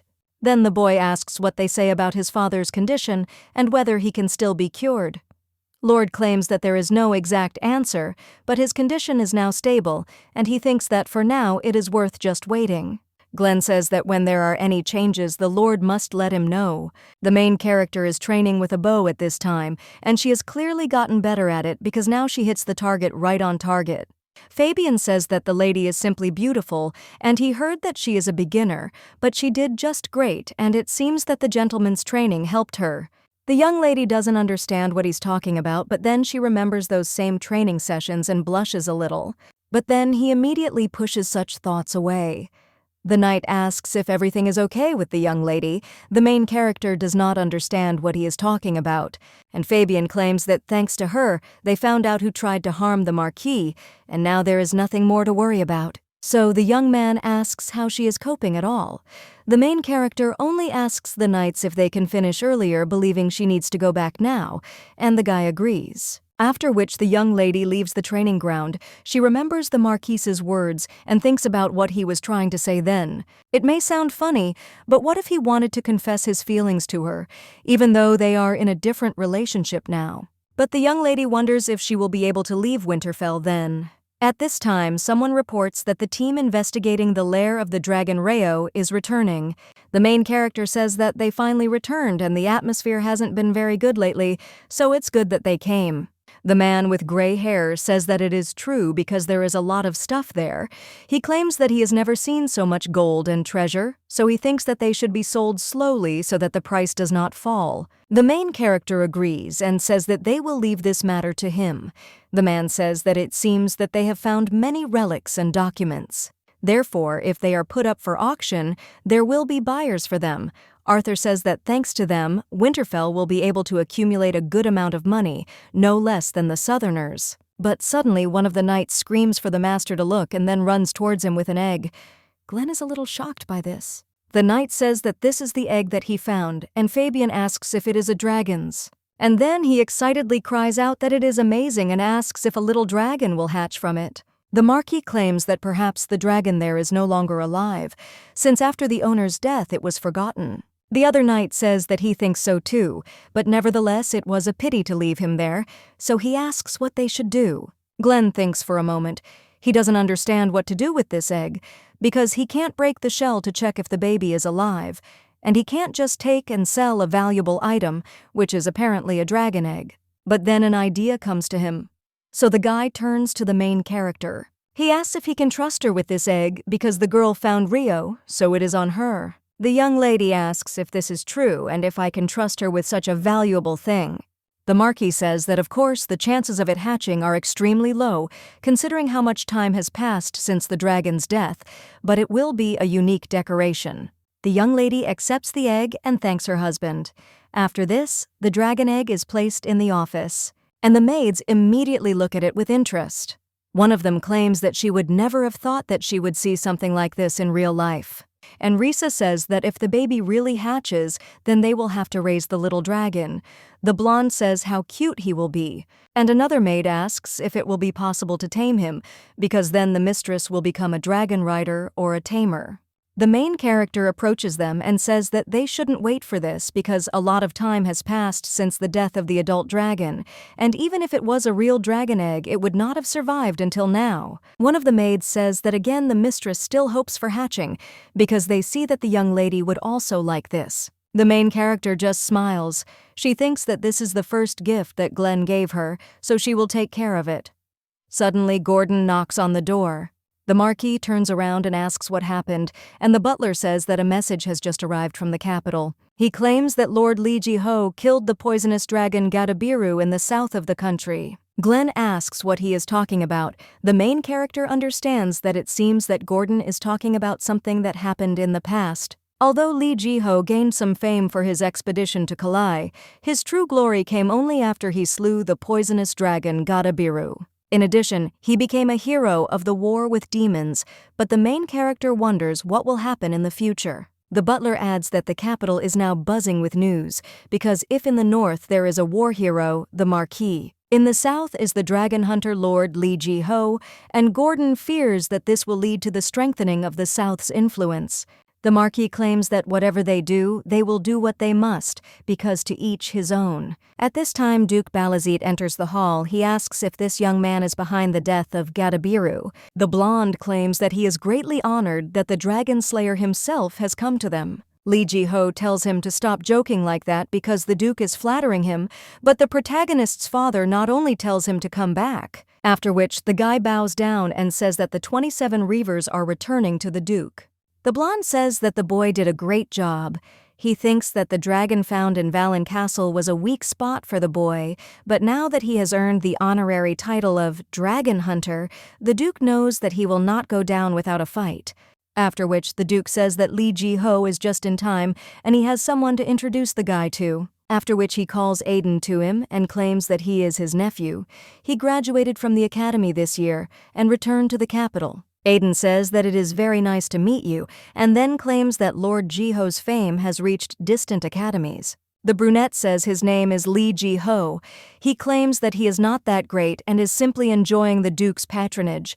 Jiho thinks that this nephew, who according to the Duke of Balazit, who only has a daughter, will inherit the title. The guy understands that if he is the next Duke, then it would be worth finding a common language with him. The nephew says that the guy looks exactly as they say about him, and it is not surprising that the Duke was thinking about marrying him to his cousin Nadia. The Lord just smiles tensely and thanks them for such words. Then the Duke comes up to them and says that it's enough chatter because he should go already. The bloggers claim that they have prepared the best booze in the South to treat him, after which he approaches the Lord and says that, of course, they will reward him not only with drinks. He asks if the guy has anything he would like to ask for. After all, today they are celebrating his achievements, so he can ask for whatever he wants. He can also petition the king to be knighted. The heart says that such an opportunity does not come often and will give him time to think about it because the night will be long anyway, after which he leaves and tells Aiden to join in. The brunette is left alone. He thinks that he has already been deprived of what he wants. At this time, the main character sits and watches the dragon's egg.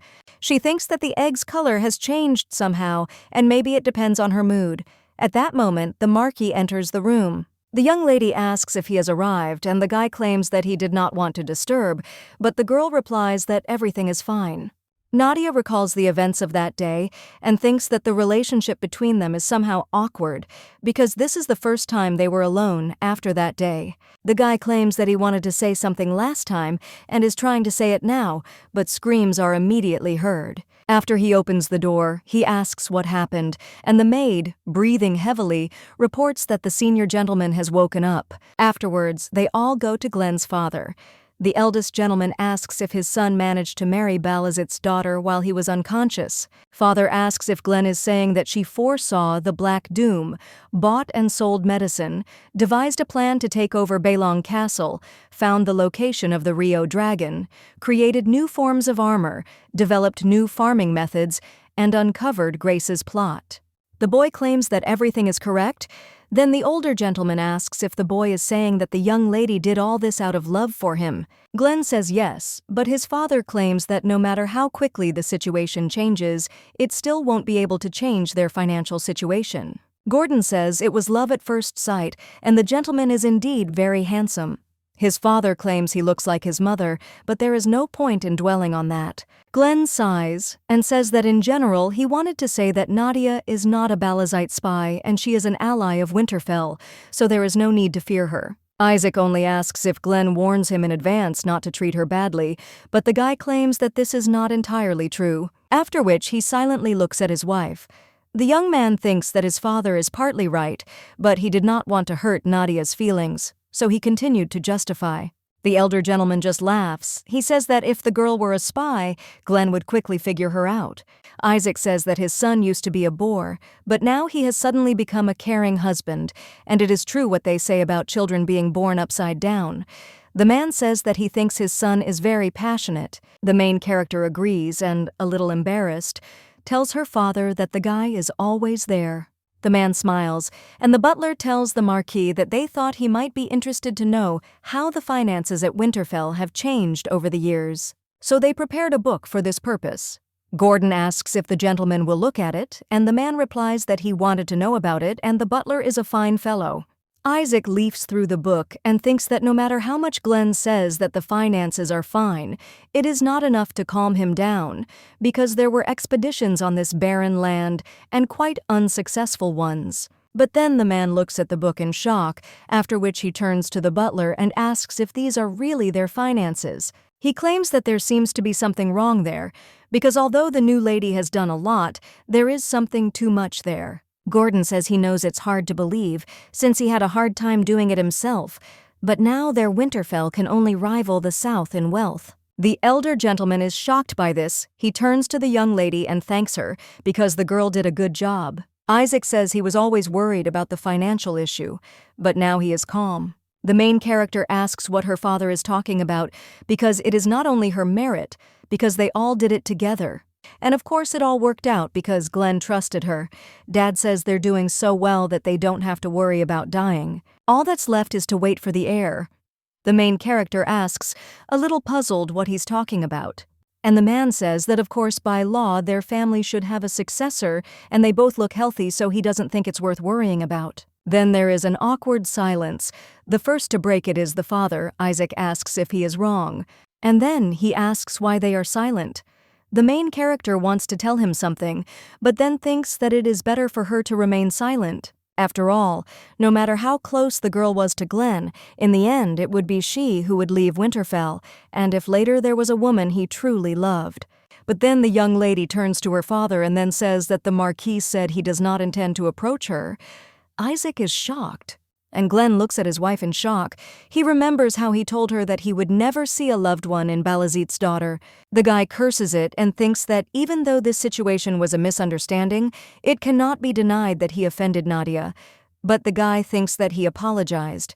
Then the father turns to Glenn and asks what the girl is talking about and whether he really told her that. The main character tells her father that it is not Glenn's fault, because it was she who fell in love with the marquis and forced him to marry her, and you can't force a person to love someone he can't. However, the girl thinks that it is obvious that the marquis would like to see an heir, because this is the most important thing in a noble family.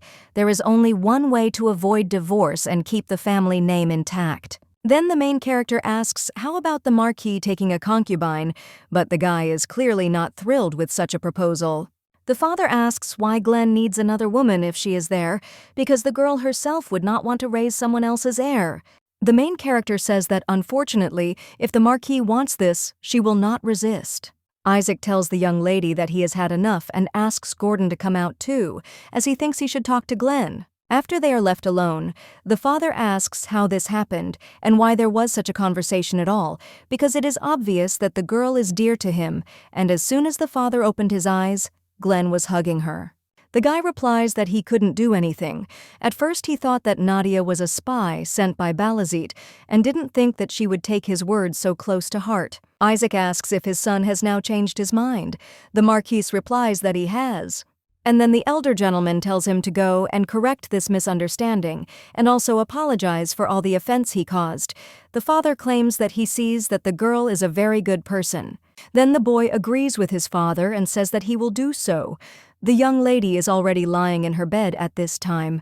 She thinks that sleep does not come at all and ponders what to do. The girl remembers her words to the concubine, and she understands that on other days she would have gotten away with it, but now everything is different, and now Glenn trusts her completely, and if he really confesses his feelings to her and wants to be with her, the young lady would not be able to refuse, and besides, the older gentleman asked why Glenn needed another woman if there was Nadia. After all, she herself would not want to raise someone else's heir. The main character imagines Glenn and the child from another woman. The young lady realizes that she doesn't even want to imagine such a thing, but she realizes that if she gets caught up in this, all her plans will go to waste. Nadia understands that she must not forget the past, and if she remains in the house of Winterfell, then as before she will be drawn into politics. But the girl understands that she must not forget what her ultimate goal is. Suddenly someone knocks on the door. It turns out to be the marquis. He asks if he can come in. The main character immediately gets up from the bed and says that of course you can. After that, the young man enters the room. He says that he would like to apologize because all his words about the girl being a spy for Duke Balazit were the result of his own rash judgment. Therefore, the young man asks him to forgive her. The main character remembers her relatives. She understands that she has been wrongly accused or insulted more than once. But no one apologized, and the guy is completely different, so the main character says that everything is fine. And the guy just approaches her and says what he said last time. After which he approaches the young lady and puts his hand on her cheek. The main character closes her eyes from this. The young man leans towards her and their lips almost touch in a kiss. But then the main character pushes him away and tells him to wait. The guy is a little shocked by this. And the young lady thinks that she promised, and it is not right. So Nadia decides that she must admit that she married the guy only to escape from her father's clutches. The young man asks if everything is okay, but the main character just looks at him seriously. She claims that she also has something to say.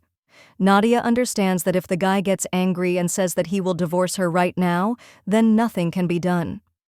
The young lady needs to admit that the girl married him by deception and end it. Glenn asks what she wants to say. The main character thinks that if she explains how desperate she was, then will he be able to understand her? Then the young lady asks if Glenn will listen to her, and after that, the two of them go out into the garden. The guy claims that a lot of things are in bloom there. The young lady agrees with him and says that it is already summer in the north, so it has become warmer. The marquis looks at his wife and wonders if he was too hasty, because he must admit that he doesn't know how to kiss either. But then he turns around, a little embarrassed. The main character says that it seems like they just got married recently, and several months have already passed.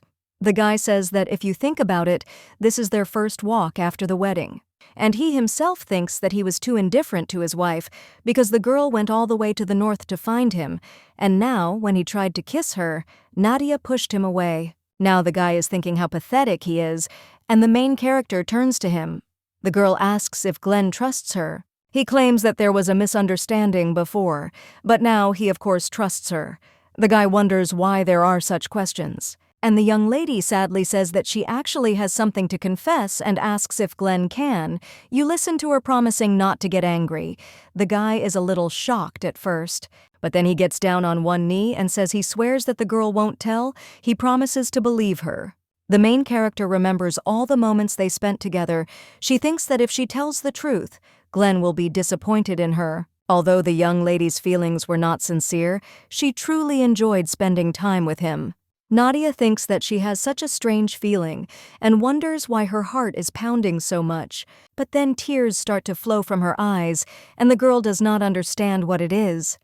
The marquee approaches her. He wipes away her tears and says that the girl wants to say that she did not marry him out of love. The young lady is just wondering how he found out, but the guy now understands what's going on. He says he has no doubt of her loyalty to Winterfell after what she did. The marquis says that thanks to the girl, Winterfell is only blossoming, and he too. The guy claims that a lot has changed, but the more he thinks about it, the harder it is for him to believe that such a wise woman could fall in love with him, a stranger. But even if it was all a lie, Nadia is very important to him now, so the guy asks what truth she wants to tell. Then the young lady says that she actually hates her family and tells the whole story. The marquis, in shock, asks if the duke and her sister tried to finish off Nadia. The main character says that there is, after all, and he wanted to use her as a pawn and then get rid of her. And if she had stayed with her father, he would have definitely finished her off, and in order to save herself she had to flee from Balazit, and that was when the young lady met the marquise. Someone who hated Balazit as much as she did, someone with the status and power to stand up to Duke Balazit, and someone who would avenge her. The main character says that because of Togo, she had to lie and she is sorry. Nadia says that if she continues to help in the development of Winterfell to resist Balazit, then it will be good for the guy. And one day, when the Balazith family falls, she will quietly leave Winterfell. The marquis is shocked by this. He asks what it means that she will leave, and the young lady says that she will definitely file for divorce. After all, the guy also doesn't want to stay with a woman he doesn't love. Nadia apologizes and says that it's all her fault. That's why she suggests getting a divorce when everything is resolved, and the guy finds a new wife. The young man suspected that his wife had secrets, but he didn't even think that everything was so serious, and now he understands what happened. The marquis was so focused on his property that he didn't care about her. The girl found the best means to achieve her goal and built a sequence of her plans. After which, she did not object to being called a woman blinded by love, but at the same time, she desperately longed for revenge. The main character asks him if he is very angry. The guy thinks that if you think about it, there is nothing to be angry about. And the girl's hatred for Duke Balazit is nothing but good luck for him. After all, the young lady has somehow revived Winterfell, and the boy will never meet such a wise and capable person as Nadia again.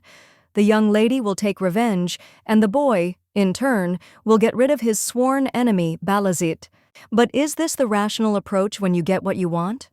The young man thinks that this is, of course, so, but for some reason the guy feels like his heart is cold. The main character just looks at him and asks if this surprised him very much, and if the marquis is disappointed, but he replies that it is not like that at all. And he himself tries to think rationally, because he was simply embarrassed that the girl kept saying that she was in love with him, but what if she had not started helping Winterfell? But now the young lady is probably faced with even more difficult tasks than before, so it is worth putting aside your emotions and thinking only about the interests of her part of her family. Glenn sighs heavily and says that you are certainly disappointed, but to think that there is nothing to be angry about. After all, Winterfell only thrives thanks to Nadia, and he wants to destroy House Balazite one way or another. And the girl had no other choice, so he won't blame her for lying about her feelings for him. The young lady says she didn't think he could understand her and thanks Glenn. The guy says that now they can say that they have a profitable partnership and there is no longer a need to lie that she loves him. Then the main character smiles and says yes, but she thinks that, as the guy said, they now have a profitable partnership, so she shouldn't worry for no reason. But that same evening, the marquis practices archery, and the guy thinks, since when he can't take his eyes off a girl even when she's just smiling. He was surprised to hear that he was to have an heir from another woman. Now he puts his hand on his head, but then a knight runs up to him and shouts that the gentleman has a red liquid. The guy looks at his hands and realizes that he pulled the corners too hard. And then he turns around and says that everything is fine, so the knight shouldn't worry. The marquis thinks he was going to tell the girl to stay with him. He remembers the young lady talking about divorce and how it was all her fault. Fabian worries about his master, and the young man just puts his hand on his head and says that now everything is clear. After all, it is not Nadia who is in love with him, but he with her. The knight understands that the master is behaving strangely and wonders if something happened between him and the mistress. But Risa also says that the lady has had neither appetite nor energy lately. But suddenly, one of the maids runs up to the marquis, after which she says that the marquise told him to come to the mistress's chambers. The guy's a little shocked by this, but agrees. The main character is sitting on her bed. She remembers the maid saying that the master would be there tonight, and the marquis insisted that they have an heir. Suddenly, someone knocks on the door and says he is coming. It turns out to be Glenn. The main character asks if the marquis sent him and then tells him not to worry because she understands. The girl turns around and tells the guy to sleep on her bed and she will lie down on the couch. But the marquis grabs her hand and then claims that they are out of need and he will sleep on the sofa. The young lady says she can't allow that and then asks if they can sleep on the same bed. The girl says that the bed seems big and thinks that they will be comfortable, but the young man is a little embarrassed by this, after which they both lie down on the bed, but a little far from each other. The marquis is a little shy. He thinks about how he can calm down because the girl has nothing against it and he shouldn't be selfish, after which he turns to the main character and says that it must be hard for her. The young lady just remains silent with a sad expression on her face. Then the guy looks at her and thinks that he should say something. The young man thinks what an idiot he is, but Nadia says that everything is fine now because she is there. And Winterfell is the most inaccessible place for her father, especially if something happens. Then Glenn will help her, then the guy immediately jumps out of bed, and then he claims that he will definitely protect her. The young lady wonders what this means. And the guy claims that they are partners in any case, with a common goal, and while they are together, nothing should harm her, so the guy will protect her. The main character understands that she said that she doesn't love him and it's all a pretense, and the guy says that he will protect her. But even her blood relatives and people she trusted turned away and betrayed her. Nadia wonders why he says that.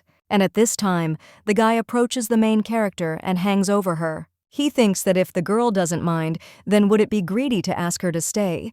But at that very moment, a pillow blocks his way. The girl shyly asks if he minds if she just sits like this. The young lady thinks that it is impossible to use such a good man and be near him. After all, the guy will definitely meet a worthy girl, more worthy than her. The main character asks Glenn to forgive her, because if the girl's plan succeeds, then she wants to leave Winterfell, and in her thoughts, Nadia adds that it is for him. The guy is a little shocked by this, and then he smiles sadly, says that he understands and heard the young lady, and then takes her hand with his. And kissing her, he affirms that no matter what happens, he will try to help her. The next day, the maid goes for a walk with the mistress. The main character says that there is warm weather in the north too, and asks if maybe in such weather all the flowers will bloom. But when the girl turns around, she does not see her maids, but only hears their cries about something sweet. When the young lady turns around, she sees the marquise there. The maids say that the gentleman looks so brave. They say that it is hot outside and why is he dressed so warmly? The main character sighs. Now she understands why the maids wanted to take a walk so much, but the girls tell their mistress that their marquis is beautiful. Risa asks if it's a little strange that his lordship won the annual fencing tournament with the best swordsman of the empire, and he even won the imperial archery tournament, so there is no other knight like him on the entire continent. Nadia thinks how cool this is, and that it explains the possibility of love at first sight. She thanks the guy for being so good. One of the maids says that she heard that Mr. Lee Jiho is very popular in the South lately, but he still can't beat their marquee because Mr. Jiho only wields a sword, while theirs is a master of both sword and bow.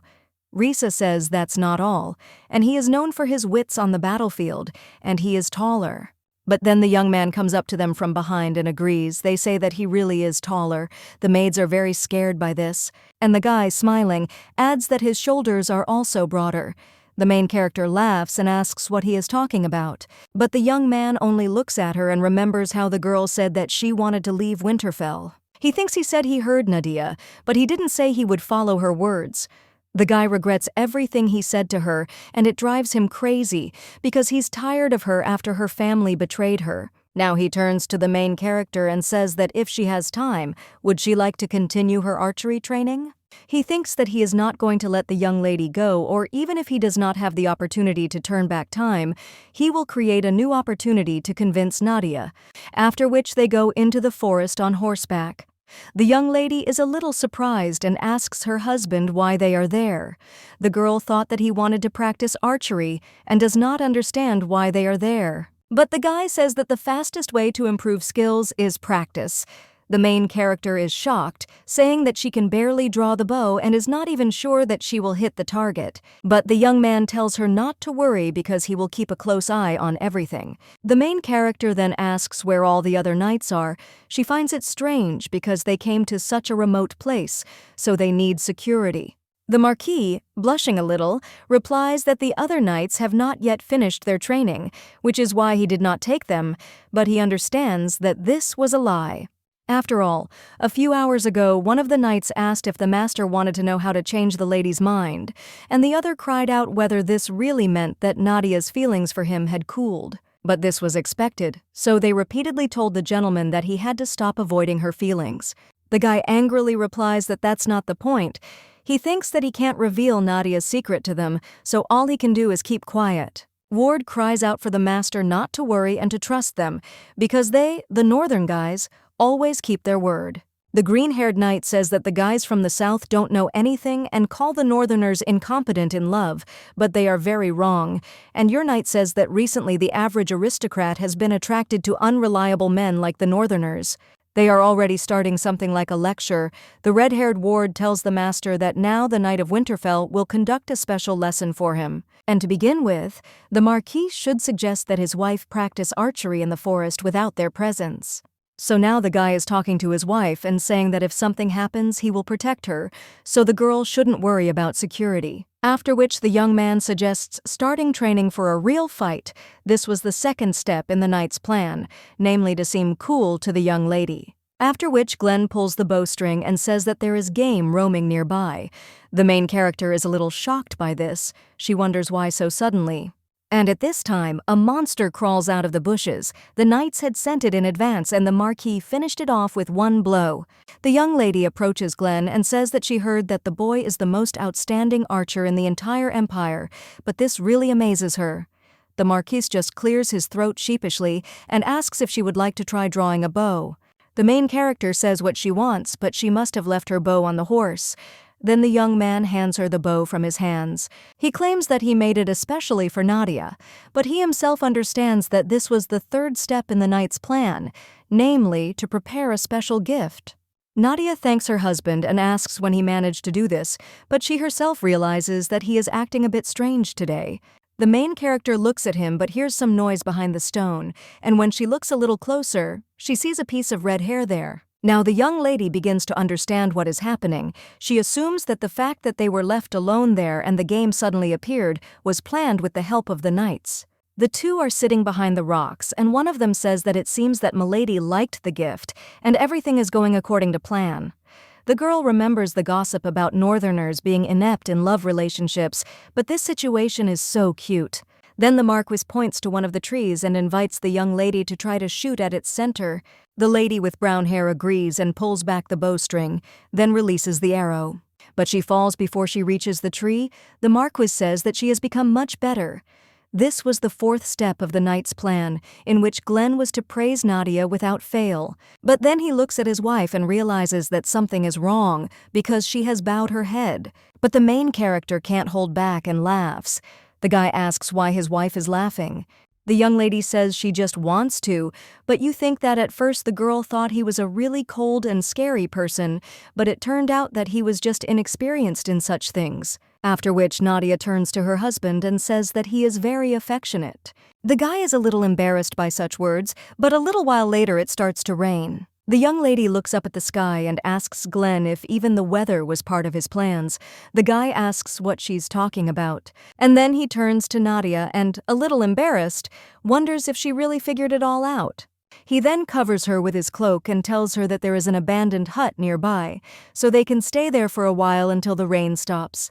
The young lady agrees, and they head to that very hut in the middle of the forest. The marquee says that it seems the rain won't stop that easily, but they may still have to spend a fair amount of time there. But after the young master looks at his wife, his face immediately turns red. After all, the young lady is completely wet from the rain. Glenn covers her with his cloak and asks if the girl is cold. The main character, in response to such actions, is a little embarrassed and thanks her husband, after which the young lady looks out the window and says that it would be better if it snowed. The marquee does not understand why she suddenly wanted snow, but then he says that if you think about it, in the south there is almost no snow even in winter. The young lady replies that this is true and her childhood dream was to make a huge snowman, but it did not come true because there was not enough snow. The marquee says that in the north in winter the snow falls up to the chest, but he did not make a snowman either. The young man says that if the opportunity arises in the future, they should mold it together and make it huge. The girl thinks that she had many different jobs the other day, but now she is having a good time listening to the sounds of the rain, and it seems that her soul is becoming calmer. The marquis says that his wife can lie down when she is tired. The young lady with a smile on her face thinks that the guy will not calm down. And then he puts his head on his shoulder. Glenn is a little embarrassed by this. A little while later, two knights are wandering through the forest. One of them says that he did not expect that the rain would start so suddenly, and because of it they lost their master. But then they see a hut in the middle of the forest and decide to look there again. But after they go there, they see their master sleeping peacefully with his mistress, so the knights decide not to disturb them. A little while later, the main character is sitting at the table with her husband. The butler says that there is an intensive convergence of new agricultural tools, and when examining the lands, one could notice the first initial reaction of the feudal lords to the innovation. The marquis claims that it was also said that the peasants who migrated to the new lands adapted well there, and it was all thanks to Nadia. The young lady says that she is grateful to the marquis for such words, but she certainly was not the only one involved in all this. The main character thinks that lately everything has been like a dream, and her plans are calmly coming true. If you compare her current life with her past, everything is very peaceful and warm now. Nadia wants time to stop at this moment, even though she knows that such a wish is quite selfish. But then the two exchange glances and Glenn turns away in embarrassment. The main character just laughs in response to this, but suddenly a maid runs into the room and screams that she has an emergency message, and then he says that monsters are attacking. The most important people in the Winterfell family gather at a round table. One of them claims that a couple of people have been hurt in a village located along the northern divide, and the damage was reportedly not very significant. Another man says that, however, it will not be long before the swarms of monsters reach densely populated villages. Glenn asks if there is anything else to discuss and if they should immediately begin preparing for the expedition.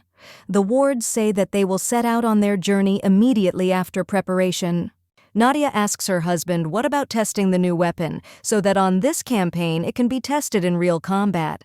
Giscard agrees with the lady's point of view and says that, moreover, near the Heir's mountain range, which is the goal of the expedition, no one will see it and they will be able to keep this weapon a secret.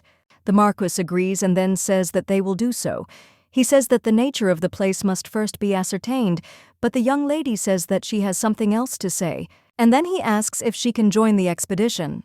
The guy is a little shocked by such a question. One of the men sitting at the table says that until now, the girls have not participated in the campaign against the monsters, and it is too dangerous. The young lady understands that they are more active in their opposition than expected, but she absolutely must be on this expedition to successfully complete that matter. But then the Marquis only asks if there are any reasons for refusal, and then looks at his wife. And he says that this is none other than Nadia, and if we remember the feats she has accomplished, then the girl has the greatest right to participate in this expedition.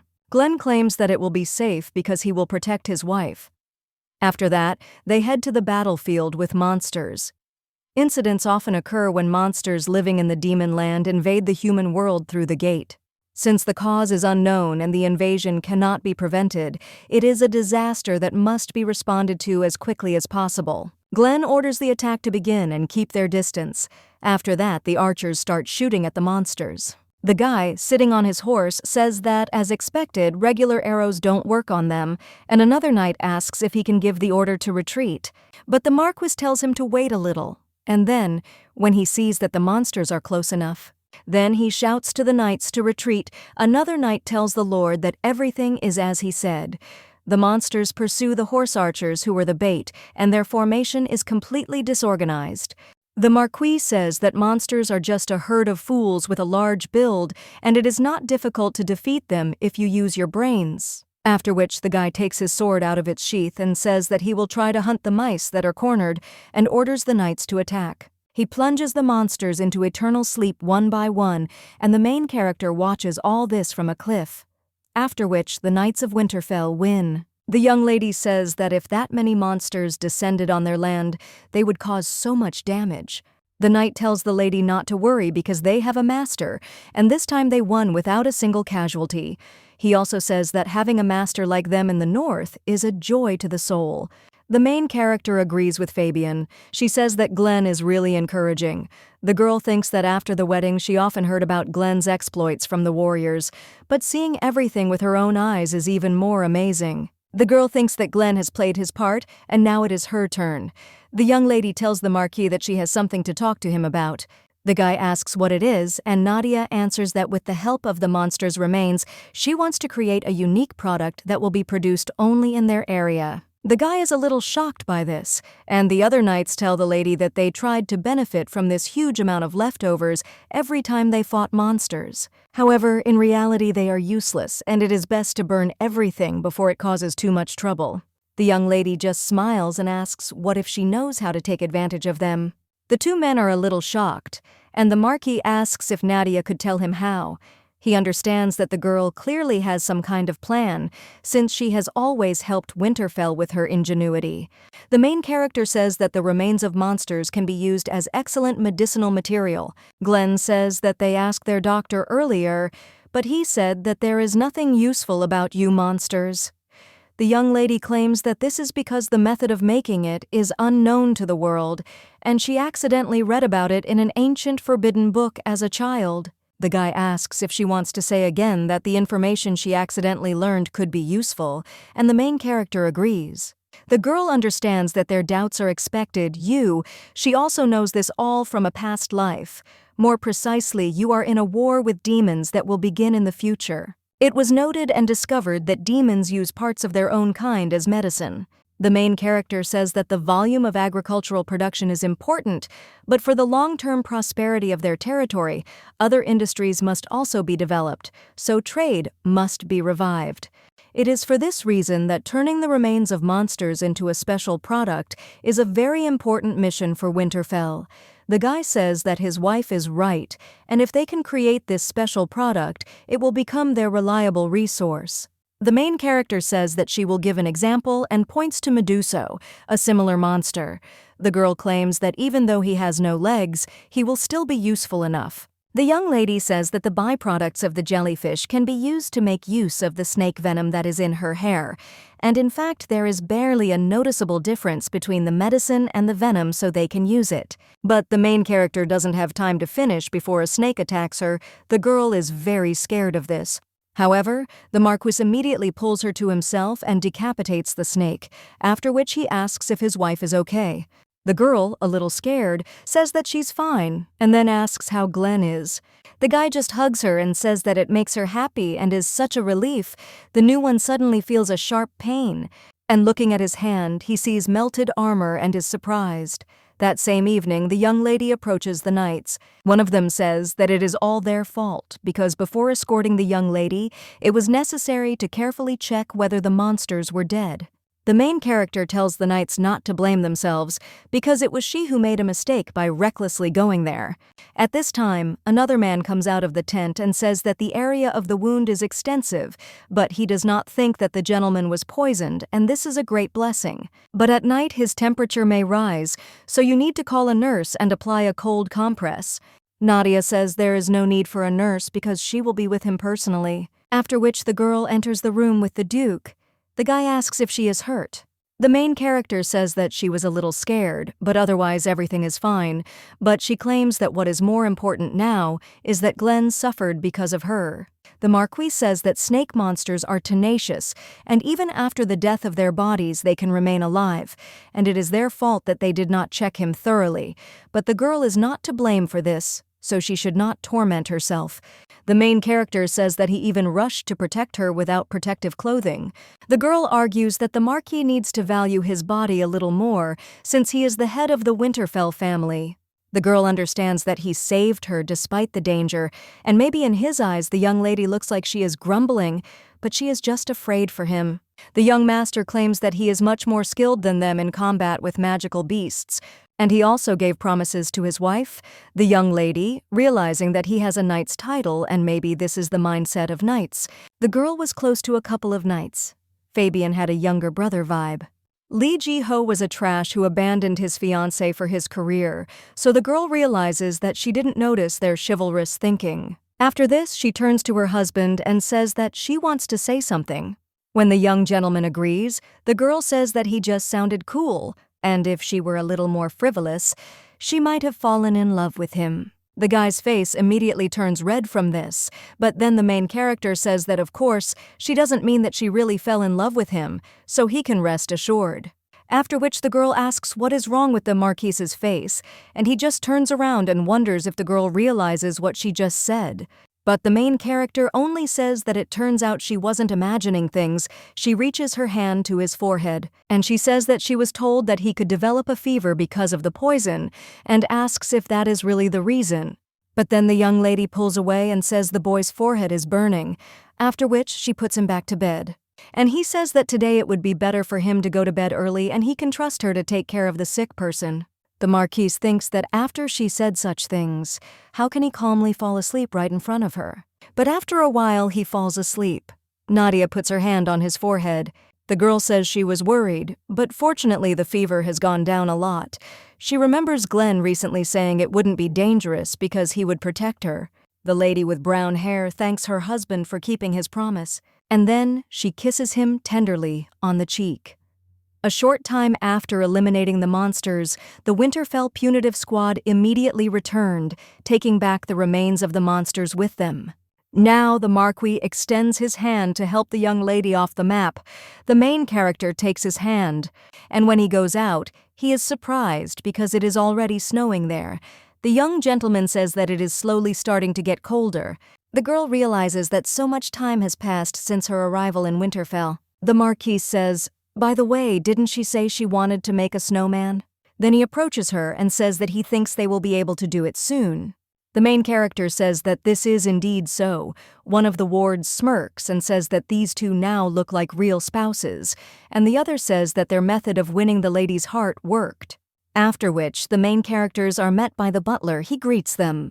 The Marquis says that Gordon has worked hard and asks if anything has happened in their absence. The butler says that nothing special has happened, and in his mind he adds that this is except that his work has doubled due to the absence of the mistress. He then says that Wayne, who left the capital, has returned to their lands and said that he wishes to see the mistress. The main character says that then she will probably arrange their meeting. The girl thinks that he is just in time and she has a request for him, after which one man claims that most of the jewelry and art pieces were sold through auctions, and the total amount was 84,000 gold coins excluding the auction hall fees, and they can look up the details in the books and documents. The marquee says that he tried hard, and most likely it was hard to travel first to the capital and then back. The man answers that nothing of the sort, and that this is his job, because it is also profitable for him when the brokerage commission is higher than usual. The young lady then turns to Wayne and asks if he could visit the capital again. The man asks what she is talking about, and if the girl has discovered another rare dragon. The young lady claims that this is not the case, and after the last attack of the monsters, they collected what was left of them, so she plans to create a special product from them and sell it. But for this process of work, several materials are needed. Wayne asks what she's talking about and if she's going to sell the monster scraps, since they're just waste that won't do any good anywhere. But Nadia only turns to her ward and asks him to fulfill her request. After which Wayne apologizes and says that he said too much. He thinks that the lady can be trusted because she always has a plan. And the girl only says that she is grateful for his work, so for this trip to the capital, she is thinking of raising his salary for services. The man says that he will be incredibly grateful to her. He understands that, as expected, she has well-developed diplomatic skills. Wayne tells the lady that he brought one little thing that he would like to give to her. The young lady says that it is not worth it, and I am ashamed even for the fact that she is sending him to the capital again, and here is a gift. But the man claims that this is his desire and let her at least look once. Believe me, she will clearly like him. After which the servant opens the chest and gold fabric is visible in it. The man claims that it is not easy to get it even for money, and this time he was very lucky. The main character looks at the gift and says that it is such a valuable thing. The girl understands that it is the silk that Karain could not get, which is why she tormented herself for it. Wayne only says that as soon as he saw him he thought that he would suit my lady, so the man asks her to accept the gift as a sign of his favor to her.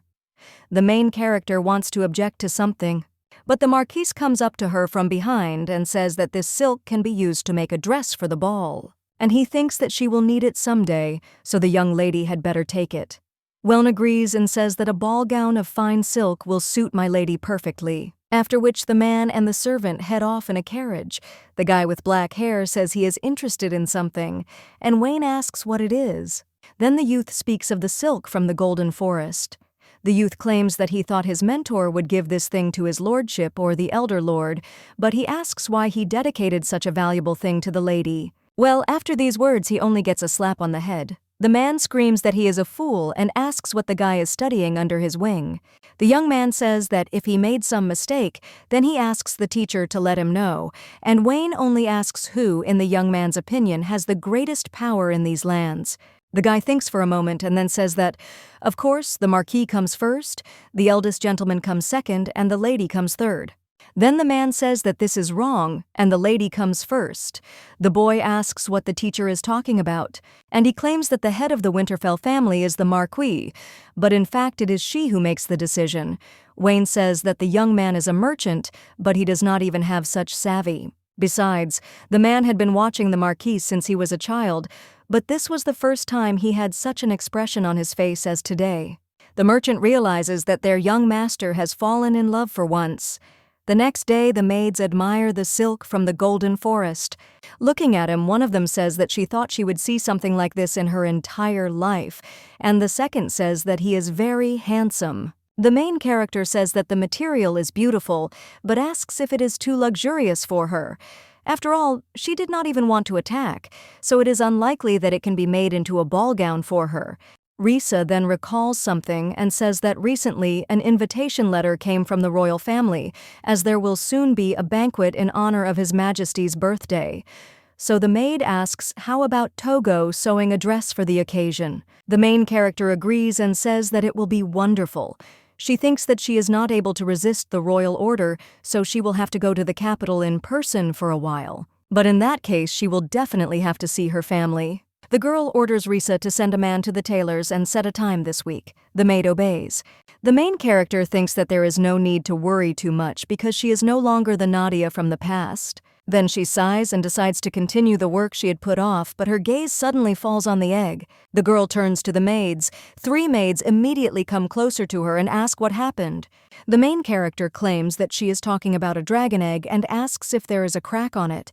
The maids say that it looks like that. And when the crack begins to widen, one of the maids screams that the dragon is really hatching, and another maid screams for Milady to move away, because it could be dangerous. Upon learning this news, the marquee immediately runs to his wife. He thinks he was reckless. After all, I didn't think at all that the dragon egg could actually hatch, and if something dangerous happened, Nadia could get hurt. He immediately bursts into the room and screams if the young lady is okay. The main character just calmly looks at him and asks if the guy has arrived. The young gentleman asks what is in her hands.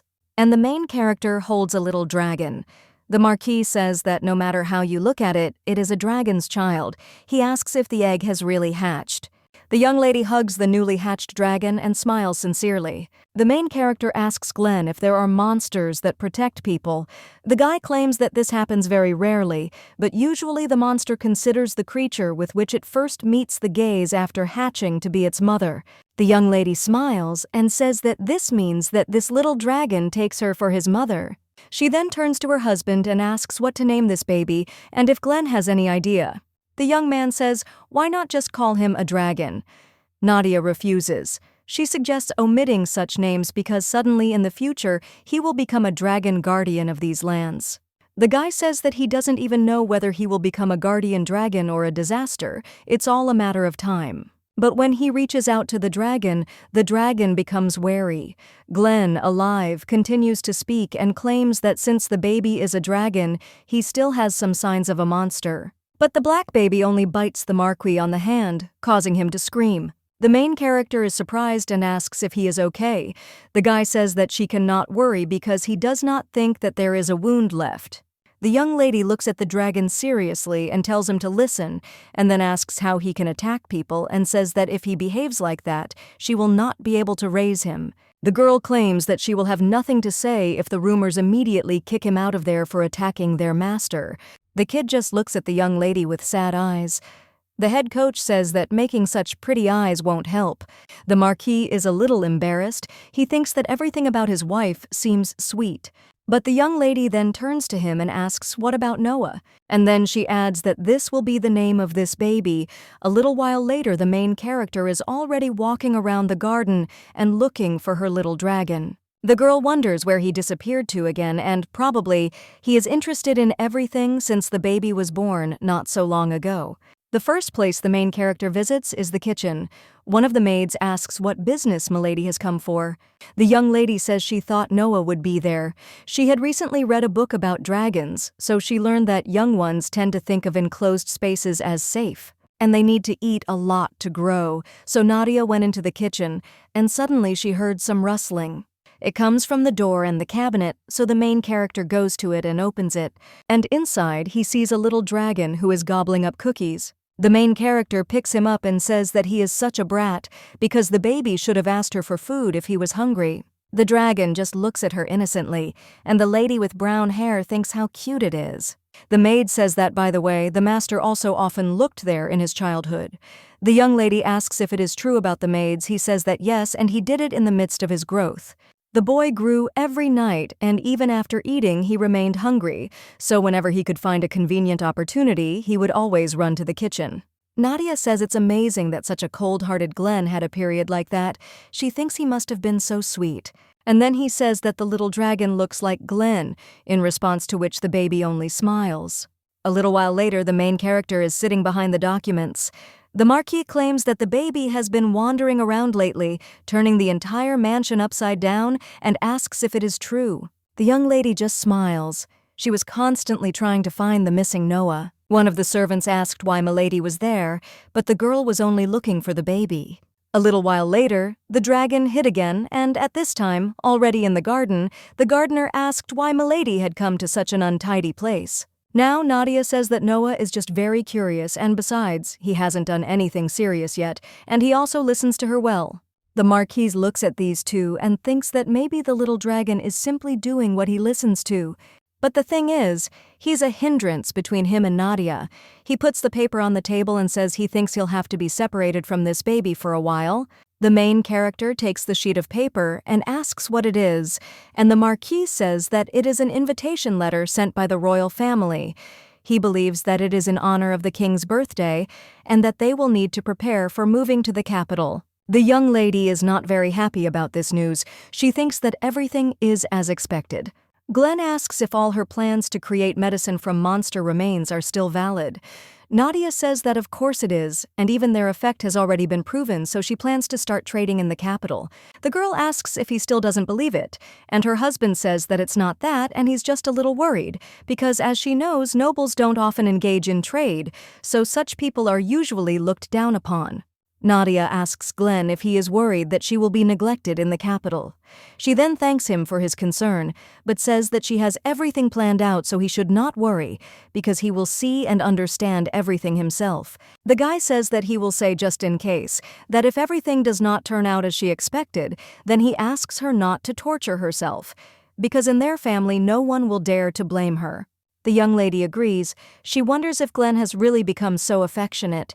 She can't believe that this is the same person she saw when she first met him. She also asks her husband not to worry about her, and then looks at him. And she claims that they must continue to accumulate strength, because from now on she decides to start taking active actions. That same evening, Jiho also receives a letter, a video of him smiling because he will soon be able to see Nadia again.